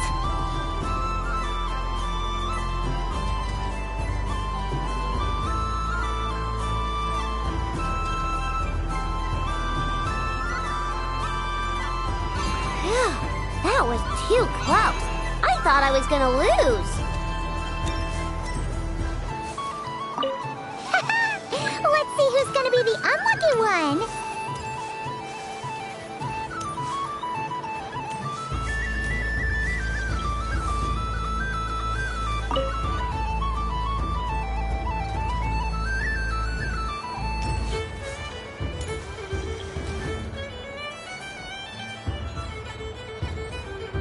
Good luck, everyone.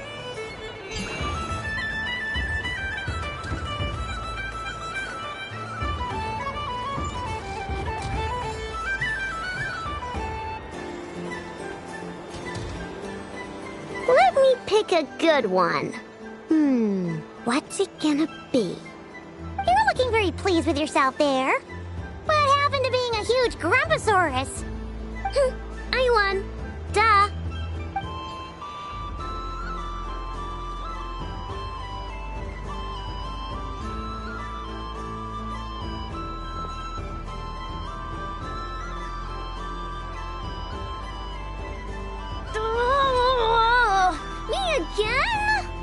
Don't fidget too much, Aino, or the sticker's going to fall off. I don't care. If it falls off, it falls off. If a pair of Kuhenki get discarded, why not a pair of stickers? Huh? Huh?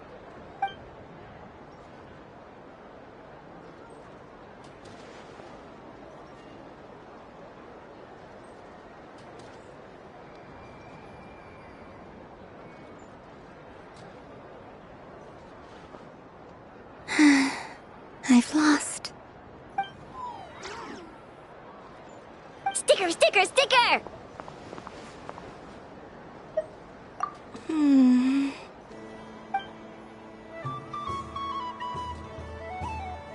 Cute! You think so? Shame. I can't see it for myself.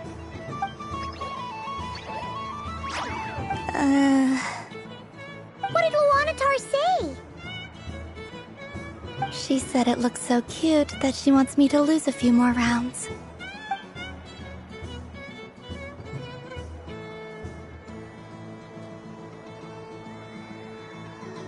Who put these stickers on Paima's eyebrows? Ugh, she can barely see! Alright, now, I think we got enough evidence to prove that there's a serious problem here.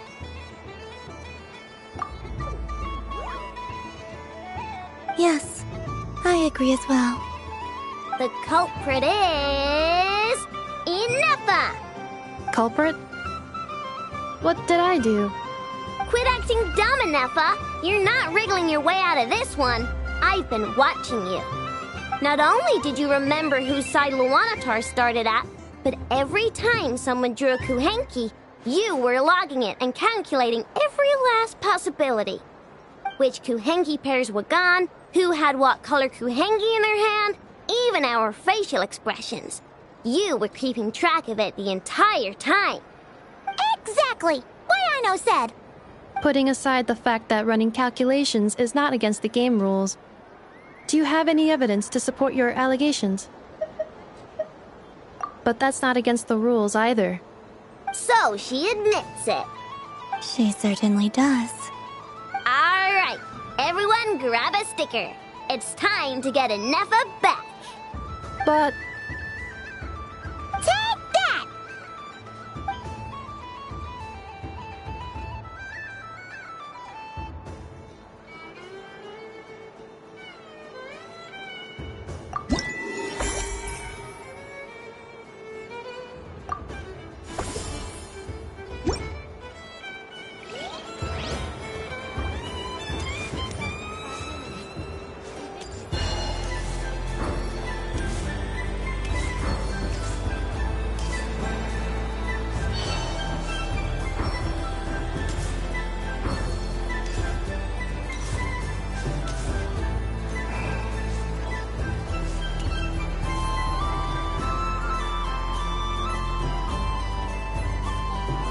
What is going on over here? It looks like fun. Hold it right there! You can't run away from me, Moon Goddess. Are you talking to me? Of course. Do you see anyone else here dressed up as the Moon Goddess besides me and you? Hey, come on! Call me by my title.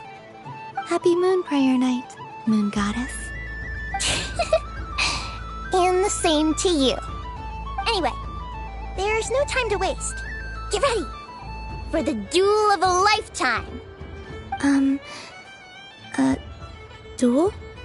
Meet my partner, Stacko. Come on out, Stacko. Well, don't just stand there. Let's see your partner. Partner?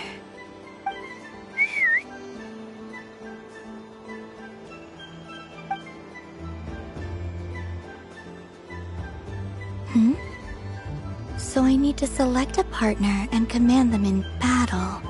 Partner. I need a partner.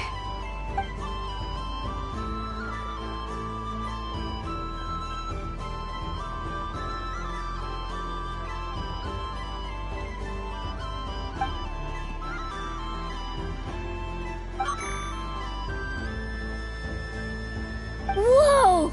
Am I seeing things? Where'd you get a Kuhenki? They're super rare. That's great. But you can only bring one partner to battle against me and Stacko. No ganging up allowed. They all look so eager to be picked. Which one should I choose?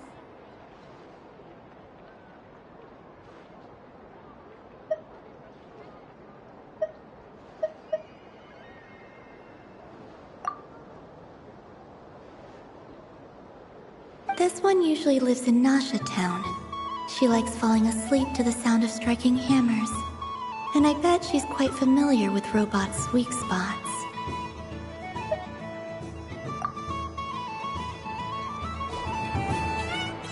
Testing! Testing! Oh, this is an emergency broadcast! An exciting battle is about to take place right here at the Nasha Town Special Arena! In this corner, we have the Moon Goddess and her robot partner. And in the other, we have the Moon Goddess and her Kuhenki partner. Only one Moon Goddess can be victorious in this ultimate battle of destiny. But who will it be? There's only one way to find out. Now, without further ado, let the Battle of the Moons begin! I don't care who we're up against. Stacko and I ain't gonna lose!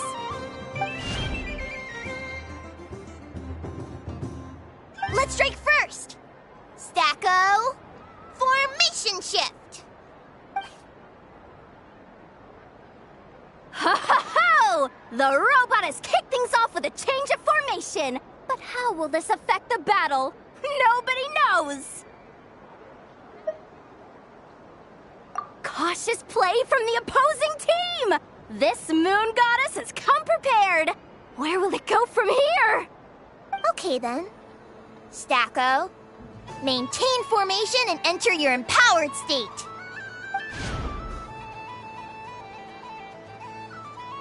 Empowered state! There we go! Now we're talking! Absorbing the immense Kuvaki present on Moon Prayer Night, this lean, mean machine has greatly increased its offensive power! Here it comes! A Lockaberry! Oh, what could the Moon Goddess be planning now? Frankly, I don't have a clue, so your guess is as good as mine. The battle is heating up fast! I'm about to start sweating machine oil over here! Go for it, Stacko! Set Kuvaki to maximum! Can their opponents withstand this blow? And what will this Moon Goddess do? Don't be afraid. Fight however you wish. It's a moon lane! A deft use of a moon lane allows the Kuhenki to dodge the blow, and now it's spiraling around its foe in circles! One loop, two loops, the robot's screen is bugging out! It's getting dizzy! Stacko! Oh, Stacko is down for the count! Our winner is the Moon Goddess! The slightly taller one, I mean. You did your best, Stacko. I'll take you to Ainos for a checkup right away, don't you worry.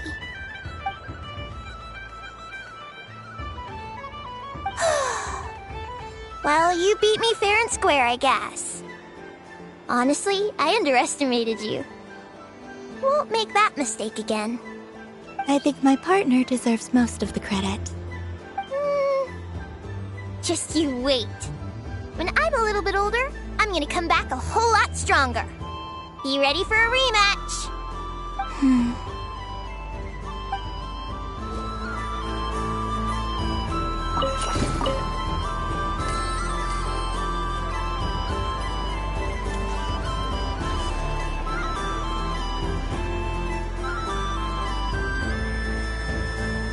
Well, well, look who it is. I heard someone went and disappeared on us the moment we let her out of our sight. They looked all over for you. Frankly, I didn't think you'd be back for Moon Prayer Night. Were you worried about me, Sandrone? You would like that, wouldn't you? Do you even hear what you're saying? It seems to me like you disguised yourself with festive headgear, just so that you could come see me on Moon Prayer Night and make sure I'm okay. You didn't even bring Polonia with you. You? I thought you couldn't see. I cannot. But I sense the confusion of those around us rippling through the Kuvaki currents. Based on what I know about you, let me guess what you're wearing. Is it cat ears? Hey, shut up! I'm only here to protect the Fatui's interest in this territory. Running into you was pure bad luck. Really? But you were the one who asked Arlecchino to help everyone find my name. Columbina! Ugh! Just one more word, and I'll unscrew your vocal cords. It's Columbina hyposelenia now. Tell someone who cares. I've missed you, Sandrone. The whole time I was gone, I was thinking. I hope I get a chance to say some ugly words to you. Is that supposed to be a joke? Anyway, let's go play that game. What? You mean that frostfin whale? Yes. It's some kind of game where you get bitten if you step on the wrong tooth. Seems like fun. Who in their right mind would wanna... Because you're not a scaredy cat. Fine! You wanna play? Let's play. Don't complain when I kick your sorry butt. Lovely. You old geezer! I'm gonna beat the pants off you! Just you watch! I almost forgot. Sandrone? What is it now? You'd better not lose, or I'm going to beat your head in. What? Allow me to demonstrate since I'm feeling so nice. You just step on the teeth, like this.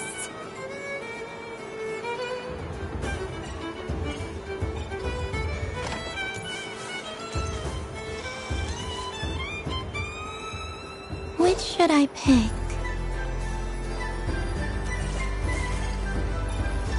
Your turn, Sandrone.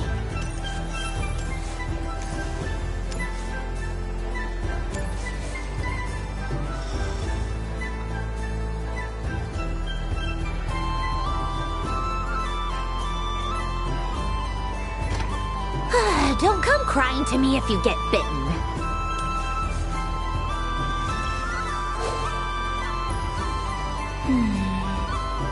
I'm getting a bad feeling from this one. Sensing there are less and less teeth remaining.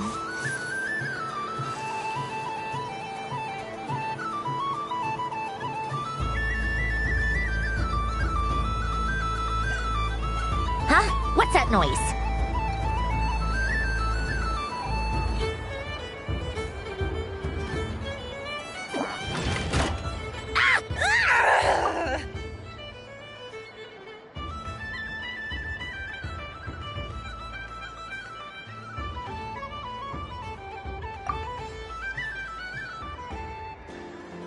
I think you might have picked a bad tooth, Sandrone.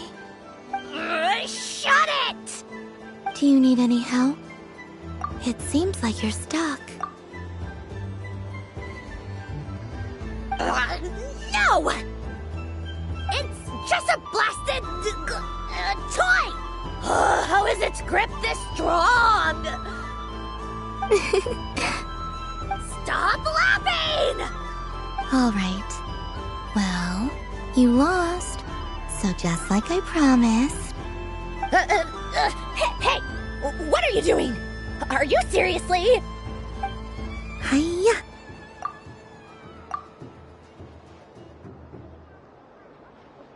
Why, you... Oh, just you wait! Rematch! Are you all right, Sandrone? That was quite a strong bite. Are your clockwork parts... Quit your fussing! I don't need it! All right. I'll go first this time.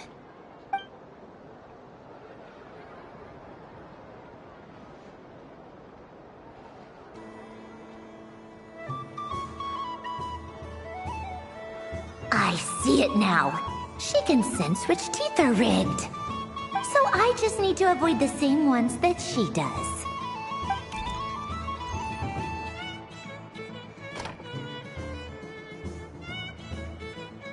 This one... Seems fine. She avoided that one then? Now I've got you. All right, my turn.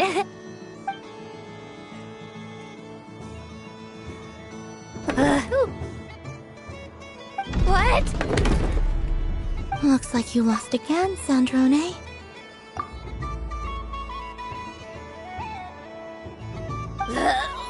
Wait!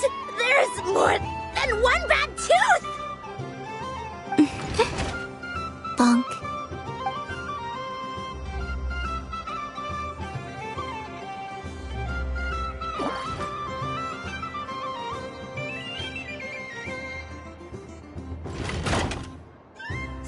Stupid game! What idiot came up with this?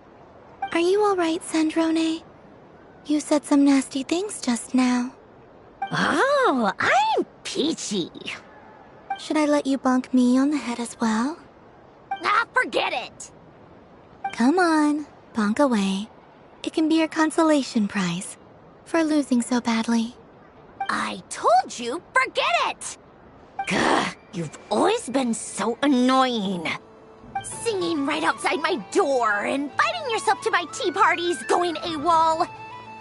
And now you're off to the moon or something. Of all my days with the Fatui, the times I spent with you, Arlecchino, and Rosaline, they were my favorite. I will not forget them. Just as I shall not forget this moment. We'll always be friends, no matter where we are, right? Who'd want to be your...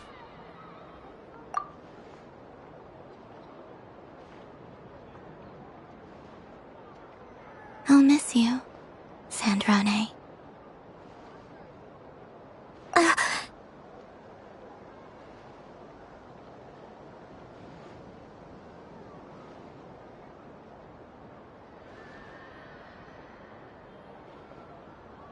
Goodbye, Sandrone.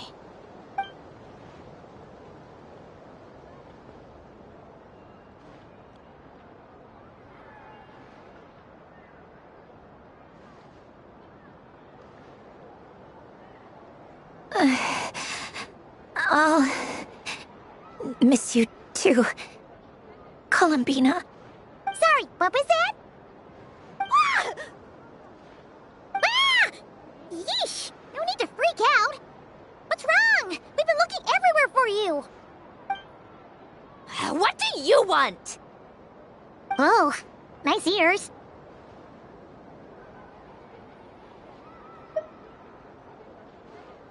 What do you want? This! Huh? It's your turn to draw something. You're one of her friends too, aren't you?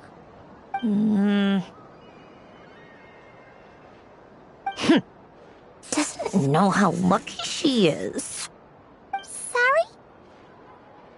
Nothing. I'm done. Take it. Oh, that was fast. Oh, and one more thing. Last time we spoke, you mentioned you were interested in the Narcissan Kreuz Ordo's research, remember? There were too many people when we last met, so we didn't get the chance to do this. What are you talking about?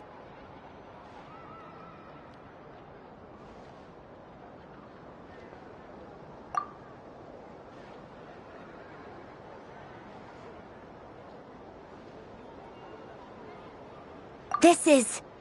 Oh. Alain, Renee, and Marianne.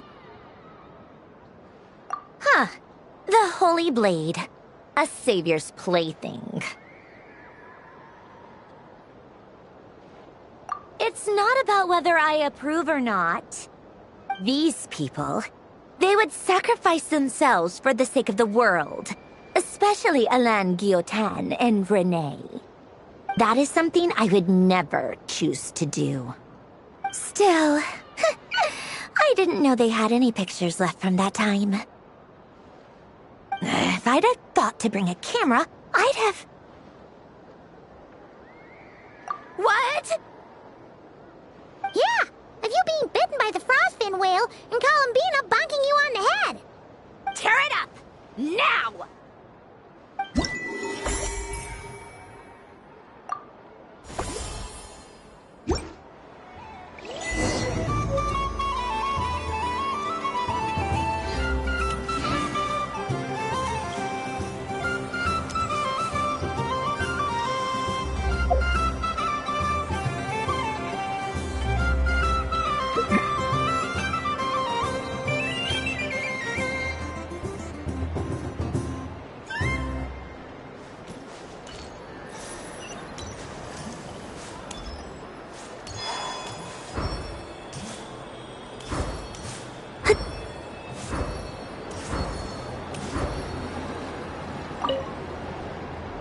Traveler. Hey there, Columbina! Are you done checking out the festive amusements already? Are you sure you don't want to look around some more? You might not get another opportunity like this for a while. Right now, what I'd like to do is...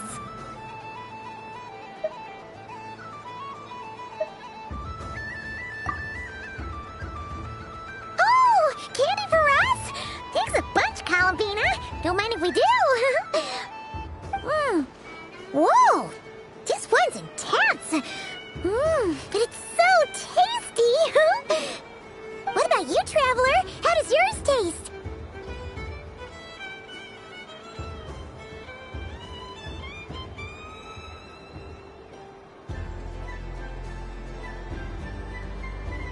Oh, sounds good. Paimon's drooling now. Are there any more Smetana candies in the box? Yes, I believe so. Okay, gotcha. Let's see.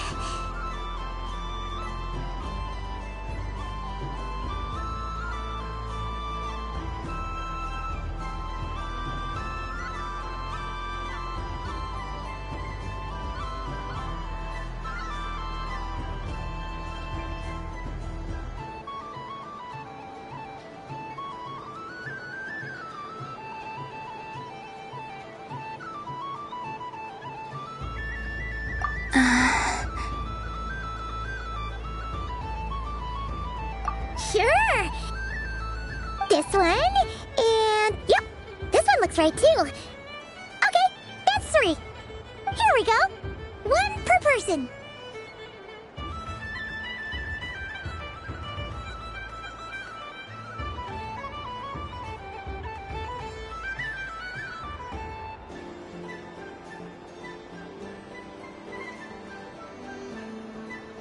It's so sweet.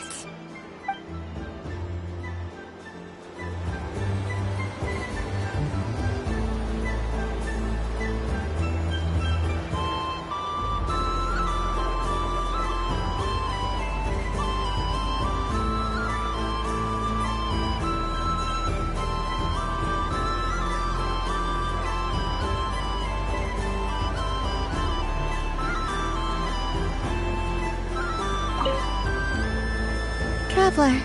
Paimon. Columbina! Finished with the festival already? Okay, no need to rush, just take it easy.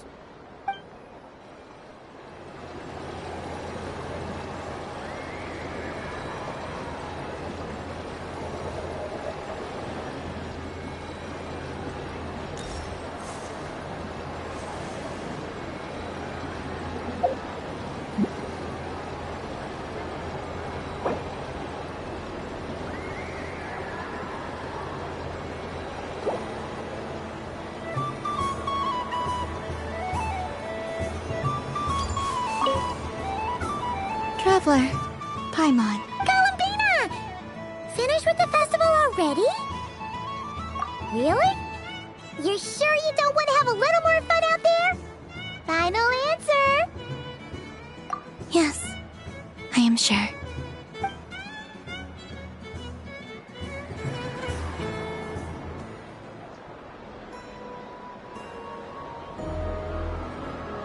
This was the most fun I've ever had on a moon prayer night.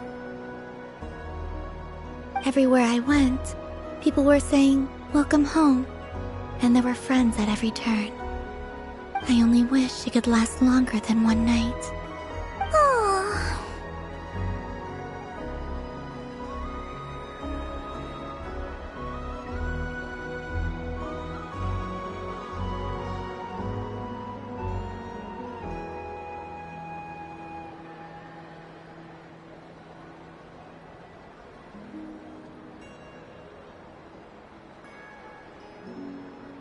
Yes, you're right.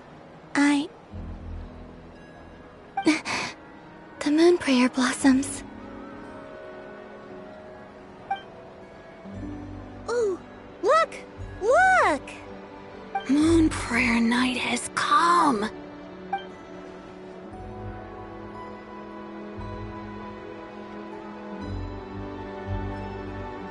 The moon. It's so beautiful. Happy Moon Prayer Night, dear. Happy moon prayer night.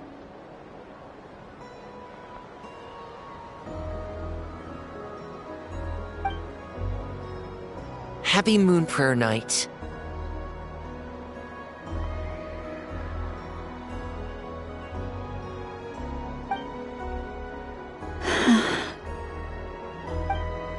Aww.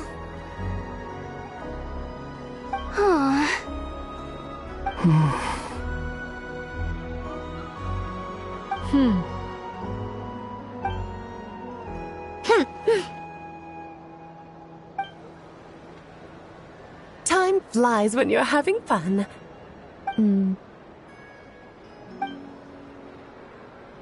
Oh. Looks like the time has come. Columbina. You're heading off, then? Yes, to the ruins you mentioned. And from there, back home to the moon. Wait! I know? At least... Take one of our craft shop's crumb cookies up to the moon with you. You know, for a snack. Sure, why not? The Curatorium of Secrets believes in proper farewells. No story should be left without a satisfactory endnote. Never. Farewells are an important affair for the Ratniki, too. We never know when we might meet again. Haha! And here I thought grand farewells wouldn't suit tonight's mood. But I suppose friendly passion is not to be stopped, eh?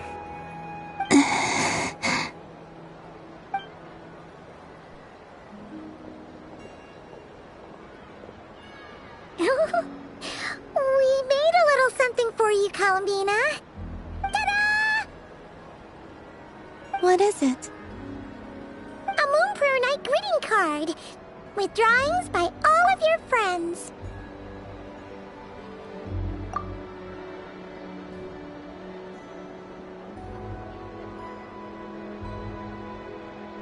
You did mention that you'd like a portrait done, so I took the liberty of creating one for you. I, meanwhile, did the portrait of Mr. Albedo, and Mr. Varka did the same for me. I mean, I think my work was pretty true to life, don't you think? The picture of Ashru was my doing. The two of you seem to get along rather well. Wait, was I the only one who did a full-body picture? That's so embarrassing. I did pictures of me and Anefa. I did my own portrait and one for Hat Guy. Plus, there's the If you ever miss us, just flip the card open and we'll all be right there with you. I don't know what to say. Thank you so much, everyone. This whole moon prayer night was more than I could have ever asked for. It is the greatest gift I have ever received. Lauma, I figured it out. Figured what out? Remember how the Frost Moon Scions used to use milk as invisible ink to write hidden messages? That was a very long time ago. Oh, are you saying? Yes. When I miss you all, I shall use moonlight in the same way, to write words that only you can see upon the moon itself. Wow, that sounds lovely. Quite. But how will we see them? Simply open your windows on nights when the moon shines bright, and the moonlight will naturally flow towards the words I have written. That sounds most fitting indeed. Very true to form. I'll try to write them in places that won't disturb your sleep. I, for one, would sleep all the better for having read one of your messages before settling down for the night. Exactly. So don't worry about disturbing anyone's sleep. Just promise you'll write to let us know you're okay, all right? All right. I promise.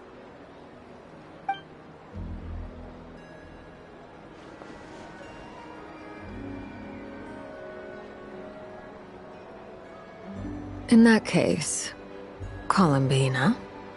I'm ready.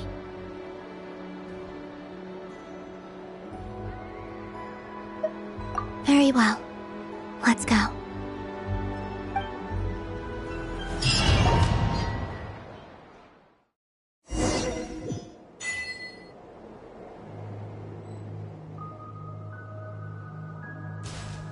In just a few moments, I will be gone. I still don't know what to expect on the moon.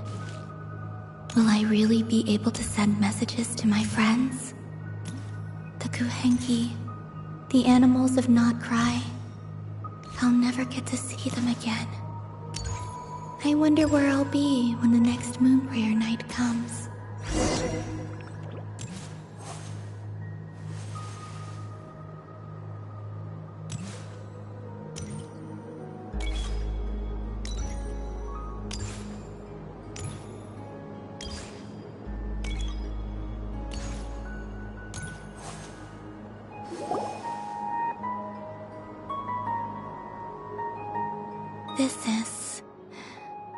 This is where the people of Hyperborea used to communicate with the moons.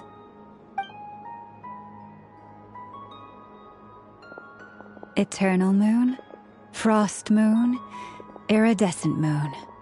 When the power of all three converge, the gate to the moons shall open.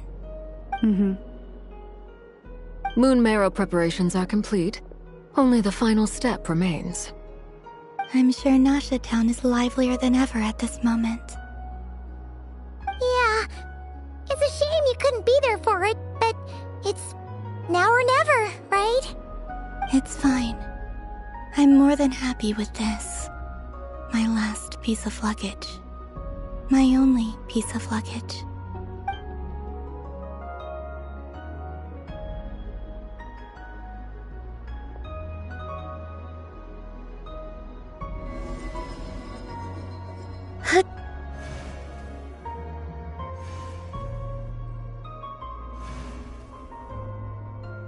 I can already feel the moon calling to me.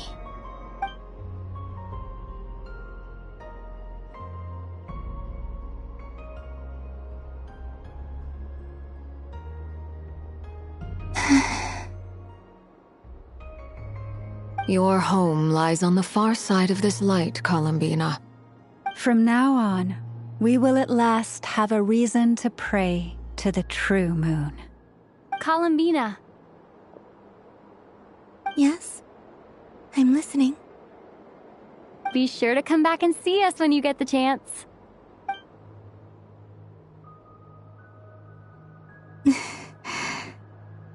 course. But if that chance doesn't come, then remember that you have friends on this planet.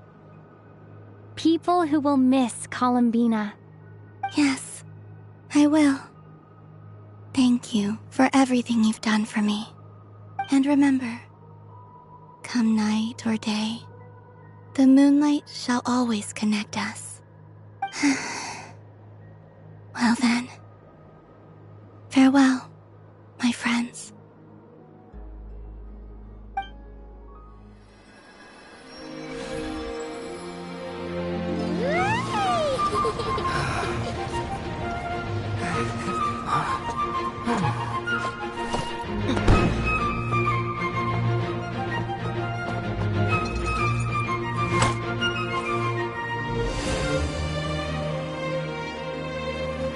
Thank you. This was my happiest night in Tevat. Farewell, Columbina.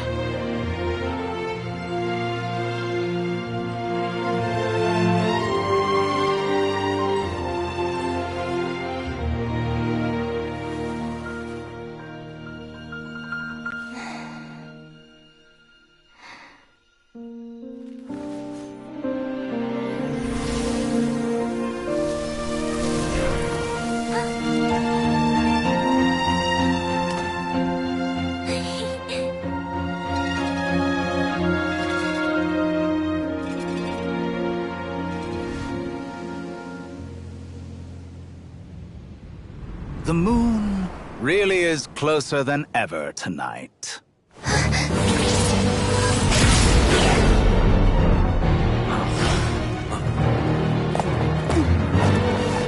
Columbina. All 3 moons in one place. Time for one final experiment. Reason, life, death, time and space.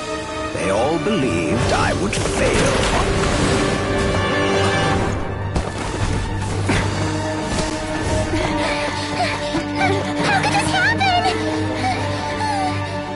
But Tevat's primordial power never did belong to the throne of heaven. And now, they are mine.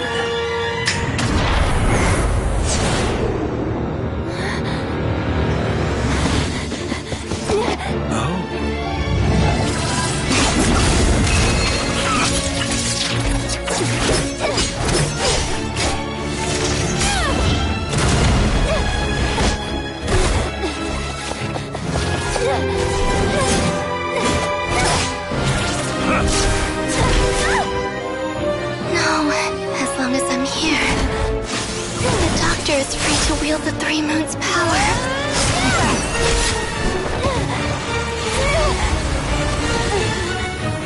It's the only way.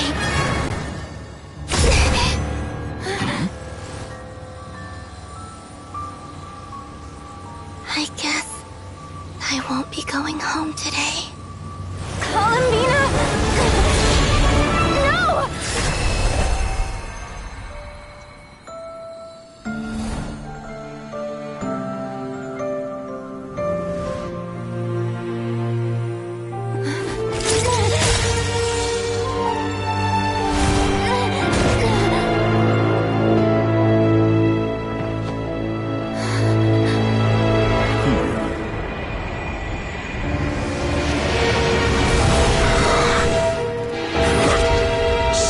World, do not try to control me!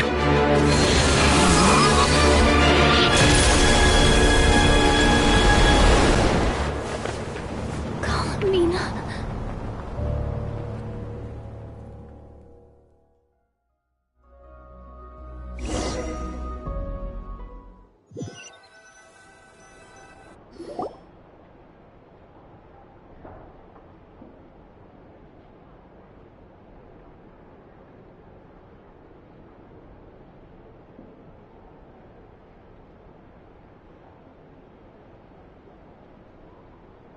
Are you all right?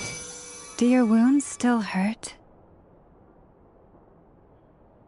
I had someone prepare a little medicine that could prove effective. Take it if you need to.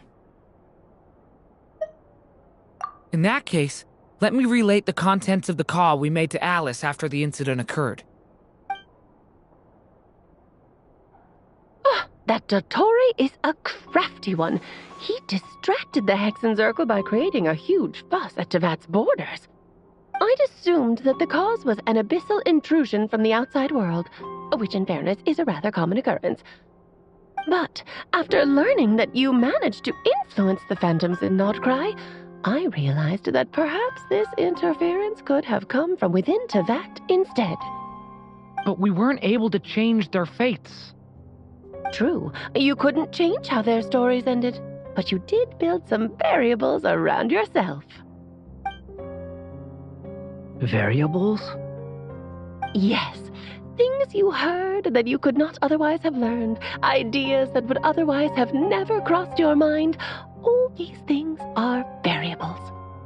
Of course, most variables usually pale into insignificance with the myriad of possibilities floating around. But the moment you start treating them as building blocks and intentionally stacking them, that changes things. That's what Dottore did, and it's how he created the necessary conditions so that when you activated the portal tonight, it played right into his plan. However, we have no way of knowing exactly what he did. Yeah, we also need to ascertain Columbina's status. And that about sums it up. As I suspected, Dottore has disappeared completely. If it's any consolation, he wasn't able to control Columbina as he might have wished to. Oh no!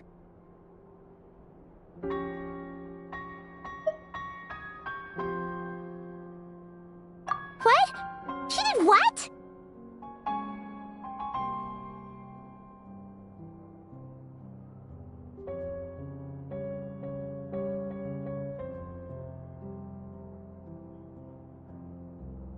All we saw was Dottore appeared and used some kind of power. The next thing we knew, he and Columbina were gone and you were falling into the sea.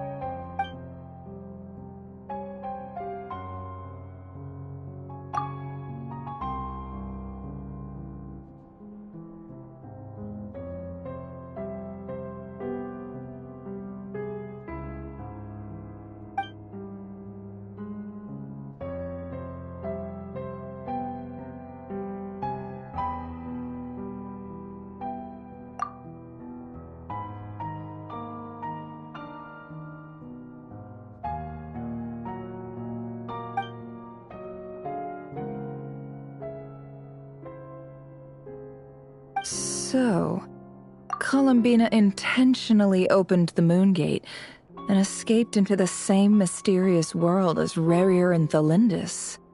Sounds like bad news.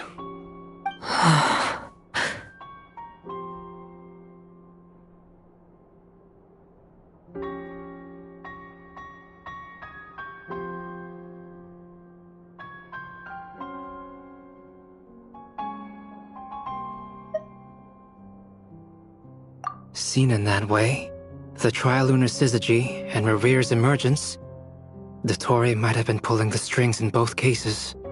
According to Miss Alice, he is attempting to transcend his destiny and finish an experiment that only a god might complete.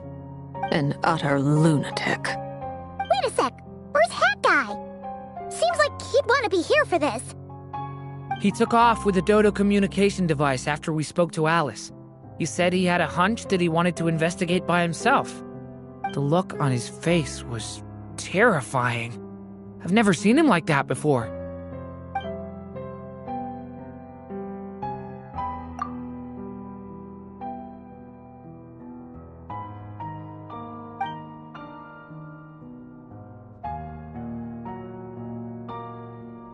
I'm back.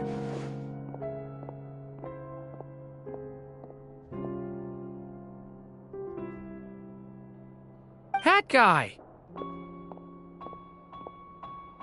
I went to look for the Hyperborean phantoms again. I think I've gotten to the bottom of it. I got them to talk to Nicole on the other end of the communications line. Turns out, the history they describe is different from how Nicole remembers it. Really?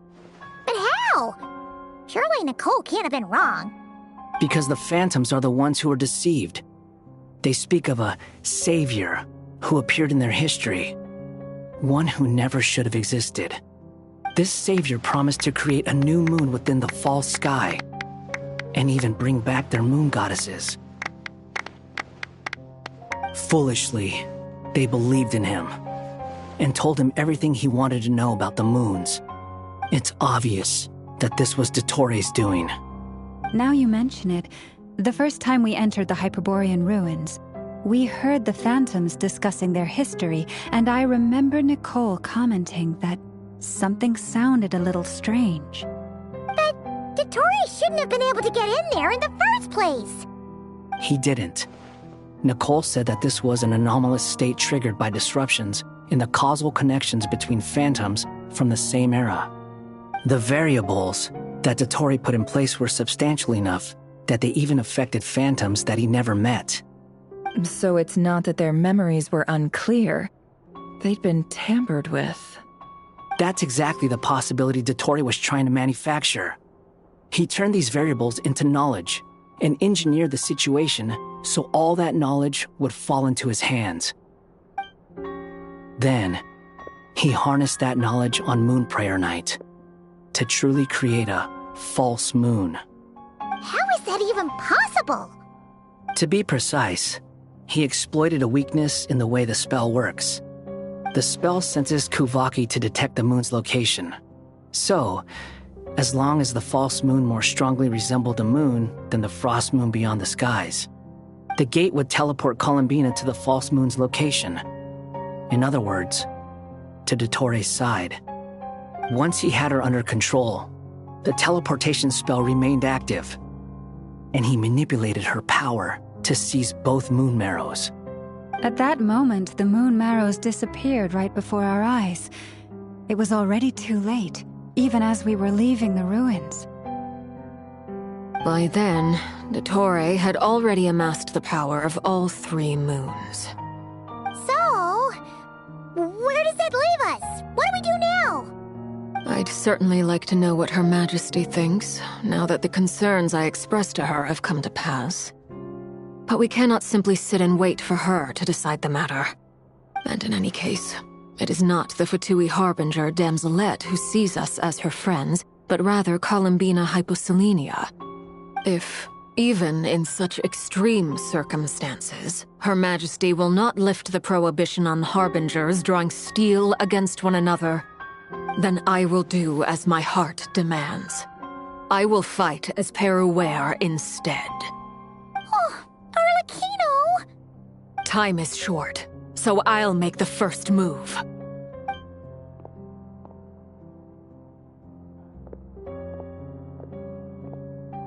Whew. Even Arlecchino seems to be losing her cool now.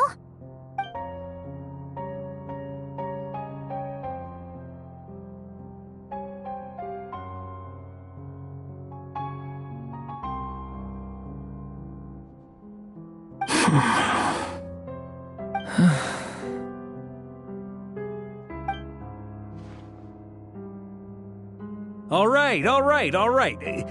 Lose those dejected looks for a moment and let me get a word in. It looks bad, I won't lie. Very bad, in fact. So Dottori's pulled some real dirty tricks to gain the upper hand. For now. And yeah, it's to the point where even the mages say that his variables have affected destiny. I'm not so sure, though. Many have told me that Tevat's destiny is fixed, and that does appear to be the case. Well, what makes Dottori so sure he'll be the exception? And since he was able to stack these variables up, who's to say we can't do the same? You of all people should not be discouraged, traveler from afar. This isn't over yet. And you're not alone in that. Everyone here does, whether they've spoken thus far or not. But none of us are the type to sit back and wait for the sun to shine again. That's exactly how a knight should roll. If they knock you down, you get back up and get back in it. Don't forget, honorary knight, you're a legitimate member of Mondstadt too. Vark is right. This is far from over. Dottoro's already way overdue a butt-kicking given his past shenanigans. And after this, he's earned himself a double dose. That's what I'm talking about! How's everyone else feeling? I'll use Kuvaki to investigate Columbina's whereabouts. I'm not ready to give up either. Leave the intel gathering to me. Whatever happens within Nodcry's borders, when the Curatorium of Secrets wants to be in the know, we always find a way. Aino and I will do all we can to support you. We will attempt to reverse engineer Dotori's actions and seek a breakthrough that way. Alice and Nicole are busy dealing with an emergency at Tevat's borders, so they can't return just yet. But they're both very angry about this. They've asked Albedo and me to act on the Hexen Circle's behalf and do everything in our power to fight back against Dottori. Are you ready then? We're going to have to conduct a lot of research, even in the early stages. I'll do my best. As for me, I'm pretty familiar with Dottori's way of doing things, so I can try to predict his next move. I'll help with your investigation. Nice! Looks like we have our basic division of labor. I'll get in touch with Flint's and Itlua, get them to have a chat with their Starshiner. It couldn't hurt to bring the Lightkeepers on board as well. At the same time, I'll pass on instructions to the Knights present in Nodcry to assist the Lightkeepers and other organizations in ensuring the safety of those living here.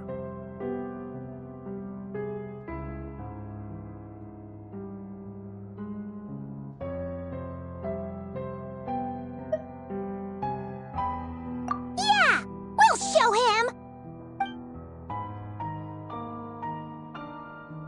That's it then. Good luck, everyone.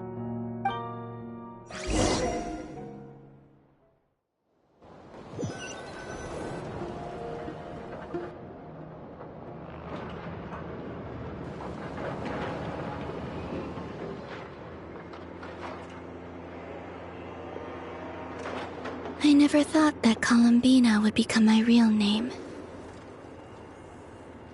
It went from being a Fatui code name to something my friends call me. And remember, come night or day, the moonlight shall always connect us.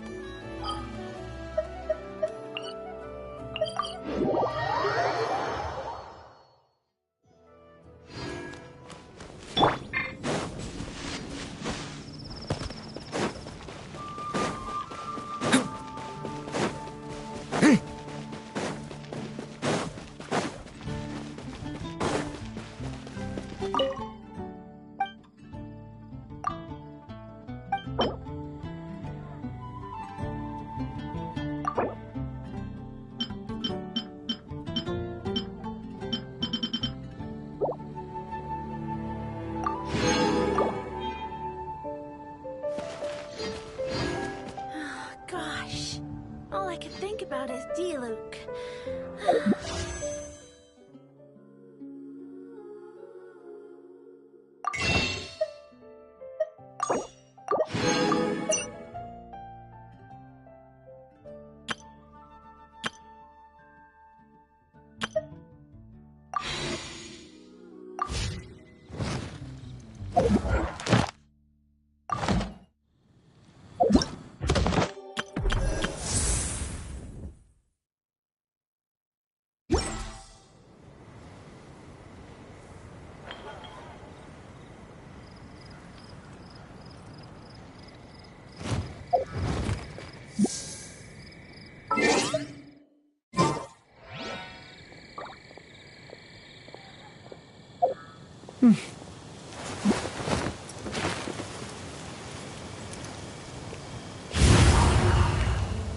Moon pie.